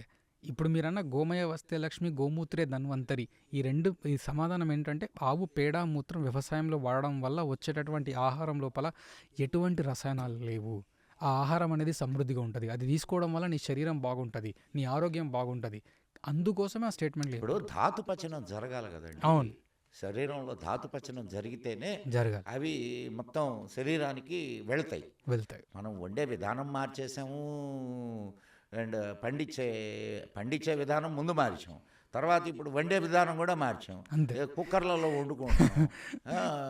దాంట్లో ధాతువులు సరైనటువంటి పక్వత ఇది జరగదు. అది తింటే నీకు మరి ధాతువులు పచనం ఎట్లా అవుతాయి? అవో అంటే విధానాలన్నీ మార్చేశారు. అందుకే వ్యవసాయం మార్చేశారు, మన యొక్క ఆయుర్వేదాన్ని మార్చేసి మన దగ్గర ఒక మాట ఉంటుంది చూడండి, యాటకూర తిన్న తర్వాత పాలకూర తినాలంటే అవ్వదనంటని. కాబట్టి మన వాళ్ళు అలవాటు పడిపోయారు. ఇప్పుడు మనం త్వరగా మళ్ళీ వచ్చి కొత్త కాన్సెప్ట్స్ని వాళ్ళే తీసుకొస్తున్నారు. కాబట్టి regreening of our mind set is needed. మనకి ఇంకొక గ్రీన్ రెవల్యూషన్ అవసరం లేదు కానీ మన మైండ్ సెట్ని రీగ్రీన్ చేసుకోవాలి. ఇప్పుడు వైట్ రెవల్యూషను, గ్రీన్ రెవల్యూషను ఇవన్నీ కూడా వాళ్ళ సరుకులు అమ్ముకోవడానికి చేసినటువంటి ఒక ప్రయోగాలు, ఒక ఇవే తప్ప నేను కొంతమంది ఈ అగ్రికల్చరల్ ఆఫీసర్స్ని కలుస్తూ ఉంటాను. కలిసినప్పుడు వాళ్ళు చెప్తుంటారు అనమాట, మీకు తెలియదండి అప్పుడు 1960s మనకు ఆహారం ఉండేది కాదు, ఈ ఎరువుల వల్లే మనం పండించి ఆహారాన్ని తయారు చేసి ఆకలి తీర్చామండి అని అంటారు. సరే ఇప్పుడు అయితే నాకు తెలిసి నేను ఈ పురాణాల్లో కానివ్వండి లేదా మన ఇతిహాసాల్లో కానివ్వండి, ఆకలితో చచ్చిపోయినటువంటి వాడిని ఇప్పటిదాకా నేను చూడలా. కరెక్ట్. అండ్ రైతు మరణం ఇప్పటిదాకా నేను దేంట్లో చదవలా. అయితే ఇప్పుడు మీరు చెప్పిన ఈ వెస్టర్న్ థియరీస్ ఉన్నాయి చూడండి, in certain thoughts and certain theories we thought that we are having a problem. ఇవన్నీ 1500 ఇయర్స్ నుంచి స్టార్ట్ అయినాయి. అవును, మనకు ఓ ప్రాబ్లం ఉంది because of certain thought process. ఆ థాట్ ప్రాసెస్ లోపల ప్రాబ్లం ఉంది అనుకొని, మనకు కొన్ని ప్రాబ్లమ్స్ ఉన్నాయని అనుకొని వాటిని సాల్వ్ చేయడానికి మనం కొన్ని మెథడ్స్ని తీసుకొని వచ్చినాం. ఆ సాల్వింగ్ ప్రాసెస్లో ఇంకో కొన్ని ప్రాబ్లమ్ క్రియేట్ చేసినాం. ఇక్కడ ఇంకొక చిన్న ప్రాబ్లం ఉంది శివరామకృష్ణ గారు. వెస్ట్రన్ థాట్ ప్రాసెసే మంచిది, మన థాట్ ప్రాసెస్ మంచిది కాదు అనేటటువంటి ఒక దౌర్భాగ్యపు మానసిక స్థితి కూడా మన దేశంలో ఏడ్చింది. అవును, అది ఓవర్ నైట్ ఎన్లైటన్మెంట్ అనమాట. ఇప్పుడు సడన్గా అన్ని వేసేసినాము, ఇమీడియట్గా this is not correct, this is correct. అయితే మీరు అది కూడా చూడండి, ఇప్పుడు ఒకప్పుడు అనేవాళ్ళు వీళ్ళంతా థియరీలు తీసుకొచ్చారు కదా, భూకేంద్రక సిద్ధాంతం భూమి మధ్యలో ఉంది, తర్వాత సూర్యకేంద్రక సిద్ధాంతం తర్వాత సూర్యుడి మధ్యలో ఉన్నాడు, కాదు ఏనుగులు తిరుగుతా ఉన్నాయి దానిపైన భూమి ఉంది, లేదు ఈ విధంగా తిరుగుతుంది. మన దగ్గర చాలా క్రిస్టల్ క్లియర్గా చెప్పారు, గోమయ వస్తే లక్ష్మి. స్టేట్మెంట్ మార్చే దమ్ముంది ఎవరికన్నా? ఇన్ని యుగాల తర్వాత ఒకటే స్టేట్మెంట్, వెరీ క్లియర్లీ రిటర్న్, ఒకటే సైంటిస్ట్. నిన్నగాక మొన్న వీళ్ళు సౌదీ అరేబియా వాళ్ళు అవును, ఇక్కడి నుంచి పిడకలు తెప్పించుకున్నారు, పేడ పౌడర్ని వాడుతున్నారు, పేడ powder ని డేట్స్ ఫార్మింగ్ లోపల అది బాగుందని చెప్తున్నారు. మరి ఇప్పుడు వామ్స్ జనరేట్ కావాలి అని అంటే this is the only methodology. This is the only methodology. Until and unless worms develop కాకపోతే అవును, సాయిల్ ఫర్టిలిటీ ఎక్కడ ఉందండి? లేదు పాపం 24 గంటలు 365 రోజులు పనిచేసేటటువంటి ఏకైక జీవి ఏదైనా ఉందనంటే అది మైక్రోబ్స్. అది కూడా soil microbes are working in a silent, చాలా సైలెంట్గా పనిచేస్తూ ఉన్నాయి. అందుకే పేడ మూత్రం దానికి చవన్ప్రాష్. నేను చెప్తా, ఆవు యొక్క పేడ మూత్రం దానికి చవన్ప్రాష్ అది. కాబట్టి ఇది చాలా ఇక్కడ మీరు ఇందాక చవనుడి ముసలితనాన్ని అశ్విని దేవతలు రాజు కూతుర్నిచ్చి పెళ్లి చేస్తాడు కదా ఆయనకి, అవునవును, చవనుడికి. అక్కడ ఇక్కడ ఒక చిన్న ఇది మనం మన ప్రేక్షకులకి చెప్దాం. చెప్పండి. ఏంటంటే అశ్విని దేవతలు ఆయన్ని మళ్ళా యువకుడుగా చేస్తారు. ఓకే, ఆయన తయారు చేసిందే చవనప్రాస. అందుకే చవనప్రాస. ఓకే, మన దౌర్భాగ్యం ఏంటంటే అది మన పిల్లలకి ఇస్తున్నాం. ఓకే, అది పిల్లలకు కాదురా బాబు, అది పెద్దవాళ్ళకి. ముసలితనం రాకుండా ఉండడానికి చవనప్రాస వాడతారు. పిల్లలకి ముసలితనం ఏమిటి? అవును, సో చవనప్రాస వాడాల్సింది ముసలి వాళ్ళు. అవును, ఇది అంటే ఇది ఇందాక నిజంగా అసలు చవనప్రాస తయారైందే దానికోసం, ముసలితనాన్ని దూరం చేయడం. అయితే ఇప్పుడు చవనప్రాసలు ఎట్లా తయారు చేస్తున్నారో అందరికీ తెలిసిన విషయం. దాని గురించి మనం లేదు. అయితే మీరు ఇంతకుముందు చెప్పినట్టు వైట్ రెవల్యూషన్, బ్లూ రెవల్యూషన్, తర్వాత గ్రీన్ రెవల్యూషన్. ఇప్పుడు నేను చెప్తున్నాను, రానున్న కాలం లోపల మళ్ళీ వచ్చేటటువంటి అద్భుతమైన రెవల్యూషన్ అది బ్రౌన్ గోల్డ్ రెవల్యూషన్. గోమయ వస్తే లక్ష్మి సంస్కృతంలో చెప్పినాం, గోబర్ధన్ అని హిందీలో చెప్తున్నాం, ప్రపంచం నెక్స్ట్ ఇంగ్లీష్లో చెప్పబోతుంది. That is brown gold revolution. ప్రపంచానికి గోమయం అవసరం ఉంది. ఇప్పుడు వాళ్ళు ఇప్పుడు బ్రెజిల్ ఎకానమీ అంతా కూడా మన ఒంగోలు గిత్తల మీద ఆధారపడి. అవును, వాస్తవం. మరి ఇప్పుడు ఒక దేశపు ఎకానమీనే అది ఇచ్చేస్తుంది. అవును, ఒక జాతి, మన వీటిల్లో ఒక జాతి ఒక దేశపు ఎకానమీని రూల్ చేస్తుంది. అవును, మన దగ్గర 30 జాతులు ఇంకా బతుకున్నాయి. ఉన్నాయి ఉన్నాయి 30 జాతులు 30 జాతులు ఉన్నాయి. 30 జాతులు 30 జాతులు ఉండి మనం మన దేశాన్ని మనం రక్షించుకోలేకపోతున్నామంటే అది నిజంగా అది మన మన దౌర్భాగ్యం అనే చెప్పాలి.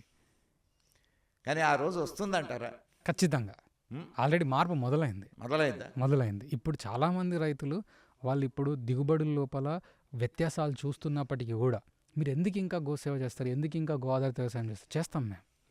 నేను 90 వరకు చేసుకునేటటువంటి రైతులు ఉన్నారు. అవును. నేను వెళ్తున్నాను ఇప్పుడు. ఇంతకుముందే ఇప్పుడు కూడా గ్రామ భారతి తరఫున గోసేవ తరఫున నేను విజిట్ చేస్తూ ఉంటాను. అండ్ చాలామంది అయితే వాళ్ళందరూ ఒక ఇదేంటంటే మేము పండించిన పంటలకు సరైన ధర రావడం లేదు సార్. నేను వాళ్ళకు కొత్త వాళ్ళకు చెప్పేది ఏంటంటే ముందు మీ కుటుంబం వరకు పండించుకోవడానికి మీకున్న 10 ఎకరాల్లో 2 ఎకరాల్లో 3 ఎకరాల్లో ఒక్క భాగాన్ని మీ కుటుంబం కోసం పండించుకోండి. మార్పు ఉంది. చాలామంది చేస్తున్నారు. అందులోపల కూడా చాలామంది కమిటెడ్గా గో ఆధారిత కృషి చేస్తున్నారు. ఇది ఓన్లీ ఆవు బేస్డ్, మేము కౌ సెంట్రిక్ న్యాచురల్ ఫార్మింగ్ మేము చేస్తున్నాం. ఆవు పేడ మూత్రాన్ని ఉపయోగించి వ్యవసాయం చేస్తున్నాం. సర్టిఫికేషన్ ఇస్తున్నారు కదా? అవునండి. ఇది దాని గురించి కొంచెం చెప్పండి నాకు. అయితే నేను Telangana state seed and organic certification authority లోపల ఆర్గానిక్ ఇన్స్పెక్టర్గా పనిచేస్తున్నాను. అక్కడ డైరెక్టర్ కేశవుల్ గారు మా అధికారి. వారు ఈ ఆర్గానిక్ సర్టిఫికేషన్ దీనిపైన రైతులకు చాలా ఉపయోగపడాలని చాలా తక్కువ ఖర్చుతోన ఈ సర్టిఫికేషన్ ప్రోగ్రామ్ స్టార్ట్ అయిందనమాట. మేము రైతుల దగ్గరికి వెళ్ళి వాళ్ళ యొక్క వ్యవసాయ విధానాలను డాక్యుమెంట్ చేసి దాన్ని మేము డిపార్ట్మెంట్కి సబ్మిట్ చేస్తాం. దాన్ని బేస్ చేసుకుని సర్టిఫికేట్ ఇస్తాం. ఈ సర్టిఫికేట్ అనేది ఏంటంటే వాళ్ళు ప్రతి సంవత్సరం తీసుకోవాలి. 3 సంవత్సరాల తర్వాత వాళ్ళకి ఆర్గానిక్ వస్తుంది. వాళ్ళు వేసేటువంటి పంటలు, వారు వాడేటువంటి విధానాలు. మేము ఇప్పుడు రైతు శిక్షణ కేంద్రాలని మేము నడుపుతున్నాం గ్రామ భారతి తరఫున. వాళ్ళకి మేము చెప్పేది కూడా అదే. మీరు 3 సంవత్సరాలు ఇప్పుడు దాకా చెడగొడుతుంది. ఇన్ని సంవత్సరాలు భూమిలో ఉండేటటువంటి జీవరాశులన్నింటినీ చంపితిరి. మళ్ళా అవి జీవం రావాలా, కళకళలాడాలా అని అంటే 3 సంవత్సరాలు you have to wait for the results అని చెప్పాను. దాన్ని బేస్ చేసుకొని సర్టిఫికేషన్ ఇస్తామన్నమాట. అదేంటంటే అదొక ధృవీకరణ పత్రం. ప్రభుత్వం తీసుకొచ్చినటువంటి స్కీమ్ అది. దాని ప్రకారం రైతులు వారి యొక్క ఉత్పత్తులను సేంద్రియ ఉత్పత్తులు అని చెప్పేసి మార్కెట్ లోపల అమ్ముకోవచ్చు. కానీ ఈ సేంద్రియ అనే దాంట్లో కూడా నాకు కొంచెం అంటే అభ్యంతరం ఉన్నదండి. విషయం ఏంటంటే ఇప్పుడు వాళ్ళు వర్మికల్చర్ అని చేస్తున్నారు. ఏదో ఒక ఫారెన్ జీవిని తీసుకొని వచ్చి ఏదో ఎలాంగేటానో ఏదో పేరు, దాన్ని తీసుకొని వచ్చి అది లోపలికి వెళ్ళదు, పైన ఉండేది అంతా తిని మళ్ళా ఎక్స్క్రీటా అంతా కూడా దాంట్లో లెడ్ రెసిడ్యూస్ వస్తున్నాయని వాస్తవం అది. అయితే వానపాముల యొక్క వ్యవసాయం ఏదైతే చేస్తున్నామో దేశీయ వానపాములతో మనం చేయాలి. మన దేశీయ వానపాముల యొక్క సంతతిని పెంచుకొని దాని ఆధారంగా వచ్చేటటువంటి కల్చరే వర్మీ కల్చర్. దానికి మనం ఈ ఆస్ట్రేలియన్ వానపాములు కానీ మిగతా వానపాములు ఏవైతే ఉన్నాయో ప్రస్తుతం మార్కెట్లో వాడుతున్నారు. కానీ దానిపైన ఇంకా పరిశోధన జరుగుతుంది. విషయం ఏంటంటే మన సాయిల్ లోపల, మన యొక్క ప్రాంతం లోపల ఉన్నటువంటి వానపాములతో చేసే వ్యవసాయం ఏదైతే ఉందో అది రైతుకు చాలా ఉపయోగపడుతుంది. ఇప్పుడు మనం ఇందాక నుంచి అనుకుంటున్నటువంటి ఆవు పేడ, మూత్రము ఇవన్నీ కూడా వాటిని డెవలప్ చేయడానికే. మీరు వేసినటువంటి భూముల్లో నేను చూశాను. అసలు కొన్ని భూముల్లో అయితే వర్షం వచ్చినప్పుడు ఈ వానపాములు విపరీతంగా కనిపిస్తాయి. వాస్తవం అది ఇప్పటికి కూడా. ఎందుకంటే ఎక్కడైతే వానపాములు ఉన్నాయో ఆ నేల లోపల జీవం ఉంది. అంతేకాకుండా రసాయనాల యొక్క వ్యర్థాలు తక్కువ ఉంటాయి. అండ్ ఇంకొకటి భూమి గుల్లబారుద్ది. అది కదా ముఖ్యం.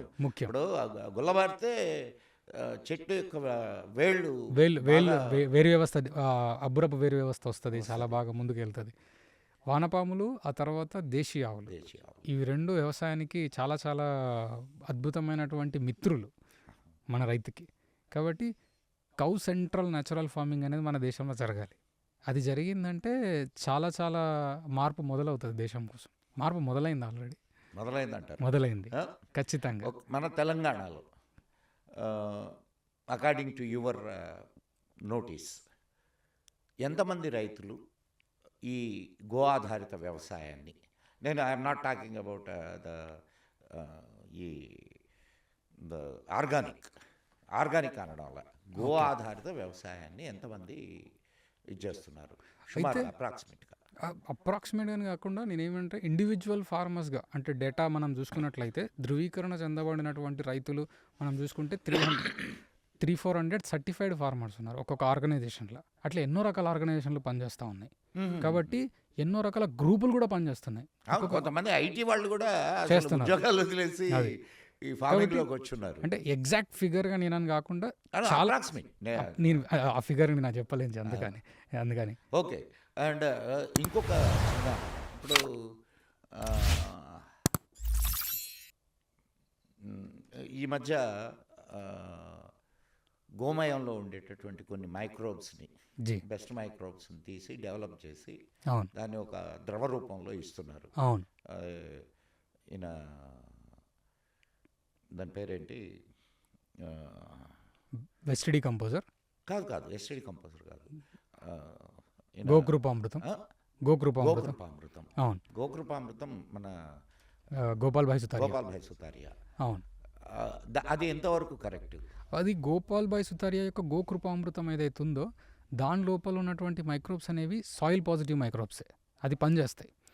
దాని లోపల వాళ్ళు ఆవు నుంచి వచ్చేటటువంటి ఈ మజ్జిగను కూడా వాడుతూ ఉన్నారు. అంతేకాకుండా దానికి మళ్ళీ దాన్ని పారించడానికి ఉపయోగిస్తున్నారు, పిచికారీ చేయడానికి ఉపయోగిస్తున్నారు, అన్ని రకాలుగా కూడా దాన్ని ఉపయోగిస్తూ ఉన్నారు. దాని లోపల నేనైతే ఎటువంటి హానికర బ్యాక్టీరియాలు ఉన్నాయి అనేటటువంటి మాట అయితే నేను చెప్పలేను. ఖచ్చితంగా దాని ద్వారా లాభం పొందేటువంటి రైతులు చాలామంది ఉన్నారు. చాలా మంది ఉన్నారు. నేను అందుకే అడుగుతున్నా. చాలా మంది ఎందుకంటే ఫస్ట్ అసలు మన తెలంగాణలో గోకృపామృతాన్ని ఇంట్రడ్యూస్ చేసినప్పుడు గోపాల్ భాయ్ సుతారియాకి దుబాసీగా పనిచేసింది నేనే. ఓకే ఓకే ఓకే అది వాస్తవం జీ. అది దాన్ని ఖచ్చితంగా రైతులు గోకృపామృతాన్ని ఉపయోగించవచ్చు. అదే ఆ గోకృపామృతం వాడడం వలన కూడా పంటల యొక్క అభివృద్ధి కూడా చాలా మంచిగా ఉంది. దాని అంటే కలర్ అండ్ ఇది కూడా చాలా బాగుందని కొంతమంది అంటే రైతులు- గోపాల్ భాయ్ సుతారియా కూడా తన వ్యవసాయ క్షేత్రంలో చాలా రోజులు పరిశోధన దానిపైన చేసిన తర్వాతనే అవును, ఆ ఫార్ములాను బయటికి తీసుకొని వచ్చారు. ఆయన నాకు పర్సనల్గా నాకు కాంటాక్ట్ ఉంది ఆయనతో. జీ ఆయన చెప్పుకొచ్చాడు, ఓకే మా పిల్లలు కూడా ఆవులు మేపుతారండి, అవును తర్వాత వచ్చి చదువుకుంటారు ఓకే అని అన్నాడు. వాస్తవం. అది చాలా చాలా బాగా పనిచేస్తుంది, వాడచ్చు, దాంట్లో ఎటువంటి సమంజసం లేదు. సో ఇంకేం చెప్పదలుచుకున్నారు మీరు గోవుని గురించి మన ప్రజలకి?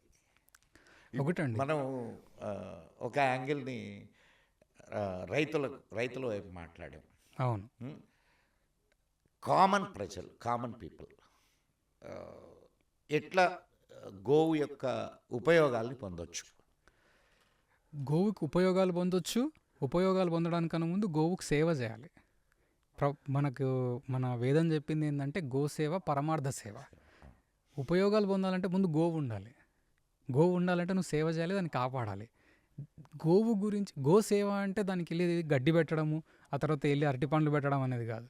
దాని గురించి మాట్లాడుకోవడం కూడా గోసేవ, దాని గురించి ప్రచారం చేయడం కూడా గోసేవ, దాని గురించి ఆలోచించడం కూడా గోసేవ. అదే పరమార్థ సేవ. ఆలోచన కూడా, నువ్వు గోవు గురించి ఆలోచన కూడా గోసేవ. మీ ఇంట్లో గో ఆధారిత ఒక ఉత్పత్తి వాడినా కూడా గోసేవ. మీరు ఇప్పుడు హైదరాబాద్ లాంటి పట్టణాలలో ఉన్నారు, మీకు దగ్గరలో గోశాలలు లేవు, మీకు దగ్గరలో వ్యవసాయం చేసే అవకాశం లేదు, ఒక చిన్న గో ఉత్పత్తులు వాడండి, అది కూడా గోసేవ. గో ఉత్పత్తులు అని మొదటి నుంచి మాట్లాడుతున్నారు. జీ గో ఉత్పత్తులు ఏమేమి ఉన్నాయి మేము వాడడానికి? గో ఆధారిత ఉత్పత్తులు మనం చూసుకున్నట్లయితే గోమయ ఉత్పత్తులు, మళ్ళీ పంచగవ్య ఉత్పత్తులు. పోనీ నాకు రెండు చెప్పినా ఓకే, లేదు ఒకదాన్ని చెప్పినా ఓకే. ఆ విషయం ఇప్పుడు ఏంటంటే, ఇప్పుడు గోమయాన్ని ఉపయోగించి చాలా రకాలుగా కళాకృతులను తయారు చేస్తున్నారు. మన ఇంటిని డెకరేట్ చేసుకోవడానికి కూడా మనం వాడచ్చు. గోమయ ప్రమిదలు కూడా చేస్తున్నారు. మన యొక్క దీపావళి, అదేవిధంగా కార్తీక పౌర్ణమి లోపల కూడా మనము రెగ్యులర్గా వాడే ప్రమిదలతో పాటుగా ఈ గోమయ ప్రమిదల్ని కూడా మీరు వాడండి. ఎందుకంటే వాడిన తర్వాత ఈ ప్రమిదలు కూడా నేలకు ఎరువవుతాయి. మీరు ఎక్కడ వాడేసినా కూడా ఇది ఎరువవుతాయి.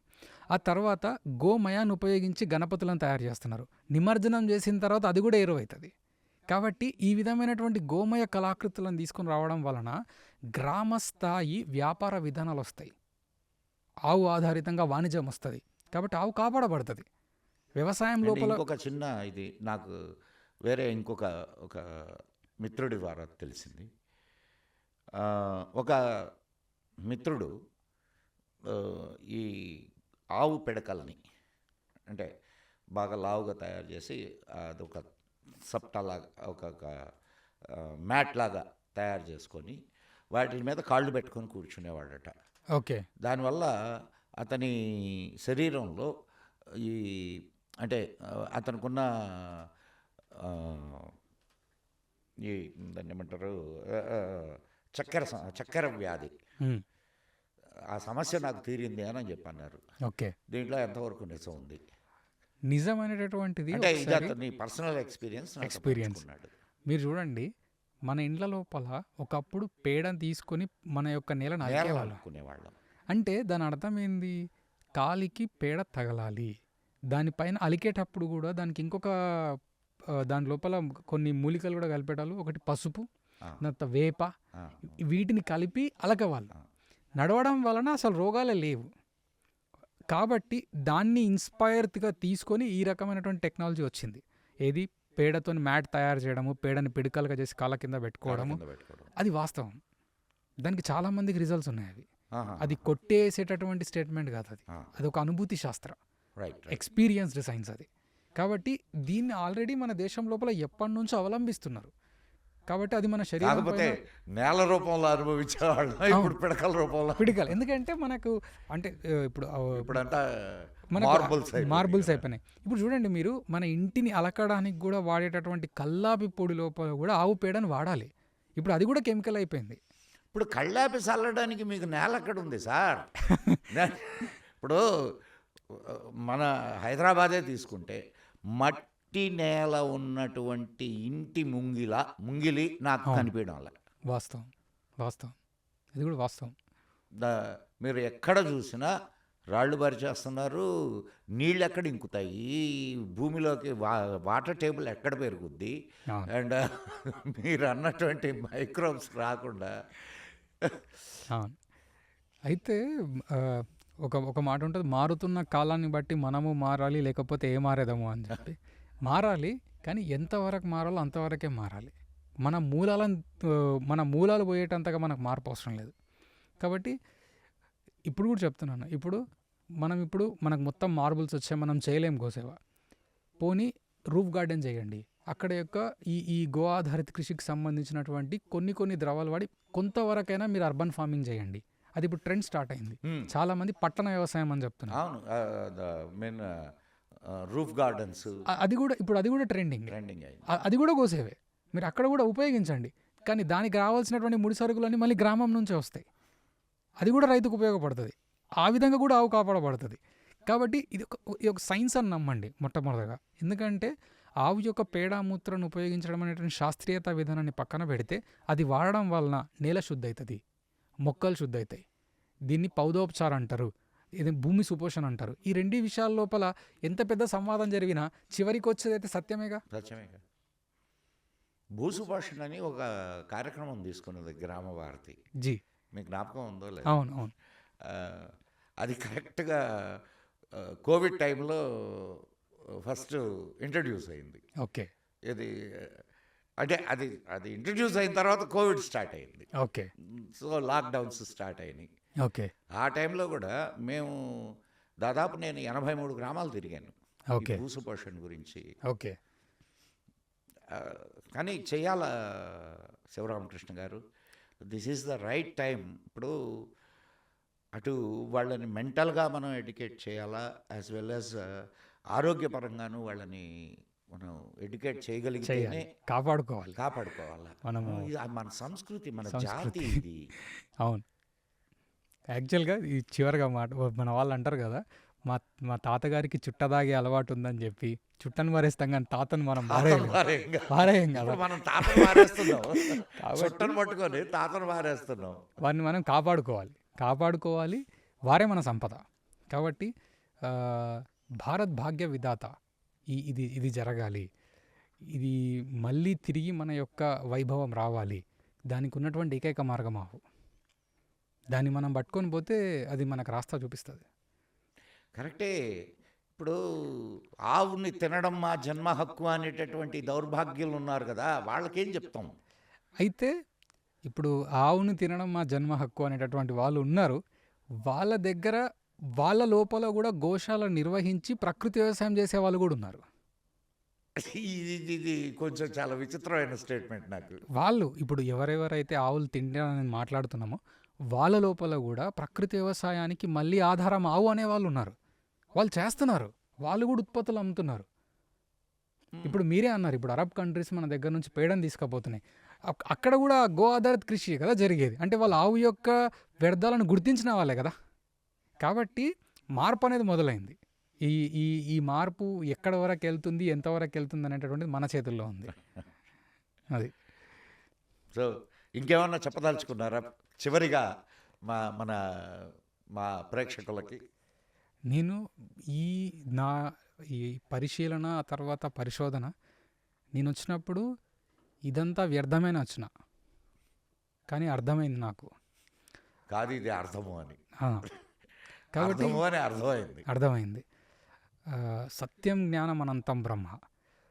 అనంత బ్రహ్మ రహస్యాలు అర్థం చేసుకోవడానికి ఈ జీవితం కూడా సరిపోదు. Of course. అందులో ఆవు అనేటటువంటిది చాలా పెద్ద సబ్జెక్ట్. అది ఒక ఒక ఒక ఒక గంటో, ఒక 2 రోజులు, ఒక సంవత్సరమో, ఒక థీసిసో, ఒక డాక్టరేటో ఇది కాదు ఆవు అంటే. అది ఒక ఒక స్టేట్మెంట్ ఇచ్చి దాని యొక్క జీవితం ఇది ఇక్కడ వరకు ఉంటుంది, దిశ గమనము నిర్దేశము ఇంతే అని చెప్పలేదు. అది అనంతం. అది మానవుడు చచ్చిన తర్వాత వాడి యొక్క ఆత్మ ఈదడానికి కూడా, వైతరణి నదిని దాటించడానికి కూడా ఆవు తోక పట్టుకొని చెప్తున్నారు. పట్టుకొని వెళ్ళాలని. అంటే నువ్వు చచ్చాక నీ ఆత్మ కూడా ఉత్తమ గతికి వెళ్ళాలంటే ఆవు కావాలి. పుట్టిన వెంటనే నీ పిల్లోడికి నెయ్యి కావాలి. అంటే నీ యొక్క పుట్టుక, నీ యొక్క మరణం తర్వాత లోకాలు కూడా దాని లోపల నిక్షిప్తమై ఉన్నాయి. చరిత్ర చెప్తుంది ఇది. కాబట్టి నేను అదే చెప్తున్నాను, గోసేవ పరమార్థ సేవ. దాన్ని నమ్మండి, దాన్ని ఆధారితంగా చేయండి. ఏది గో ఆధారిత వ్యవసాయం చేయండి. భారతదేశం లోపల చాలా మంచి మార్పు వస్తుంది. పసిడి పంట క్షేత్రాలు, పంచలోహ ఖనిజాలు, నిజముగా నువ్వు జగద్గురుతవే, నిజముగా నువ్వు రత్న గర్భవే. ఇది జరగాలంటే ఆవు కావాలి. సో ఆవుని మళ్ళీ మనం కాపాడుకోవాలి ఖచ్చితంగా. ఇప్పుడు నేను ఇందాక చెప్పాను కదా, మళ్ళా సంపూర్ణ ఆరోగ్య భారతావని జరగాలి. మళ్ళా గోవుని పంచగవ్యాలని మనం ఆహ్వానించాల్సిందే, స్వీకరించాల్సిందే. అవును. గాయ హమారా మాతా హై, ये पंचगव्य का गाता है. పంచగవ్య కా దాతా భీ హై. చాలా చాలా సంతోషం అండి. కానీ మీరే ఒక స్టేట్మెంట్ ఇచ్చారు, గోవుని గురించి మాట్లాడుకోవాలి అని అంటే ఏదో కొంచెంలో చెప్పుకోవాలి, అది చాలా విస్తృతమైనటువంటి సబ్జెక్టు అట్లా అని. మరి కొంచెం సేపు మాట్లాడి మీరు ఎట్లా తప్పించుకుంటే ఎట్లా? యాక్చువల్గా మరలా చేద్దామా మనం ఇట్లా? ఖచ్చితంగా. ఇప్పుడు ఇందులో కూడా నేను ఒక మాట చెప్తా. రైతు దగ్గరికి వెళ్ళినప్పుడు మీరు మార్పు మొదలైంది అంటారు కదా, బేసికల్గా ఒక రైతుతో మాట్లాడుతుంటే చెరువు గండి కొట్టినాం, నీళ్ళు ఇటు పాడతాయి ఇప్పుడు. కాబట్టి ఖచ్చితంగా వస్తాను. మళ్ళా మనం ఇటువంటి లేదు, ఇవి తెలియాలి, ప్రజలకు తెలియాలి. మార్పు ఎలా వస్తుందండి? ఇప్పుడు దాకా మనం వాళ్ళకి విషాన్నాన్ని తినే అలవాటు చేసాం. అదే పరమాణం అనుకొని తింటున్నారు. అవును. కాదురా, అమృతతుల్యమైనటువంటి ఆహారం వేరే ఉంది అని దాన్ని వాళ్ళకి రుచి చూపిస్తే కదా వాళ్ళకి తెలిసేది. కరెక్ట్. మళ్ళా అటువంటి సమాజ నిర్మాణానికి, జాతి నిర్మాణానికి మళ్ళా మీలాంటి యువకులు ముందుండాలి. మీరు ముందుంటే గడ్డం నెరిసిన వాళ్ళం మేము అనుకుంటాం. లేదు, ఇది ఇది ఇది ఇది జాతి కార్యం. ఇది ఎస్, అందరం కలిసి చేయాలి. हम सब मिलकर करना है.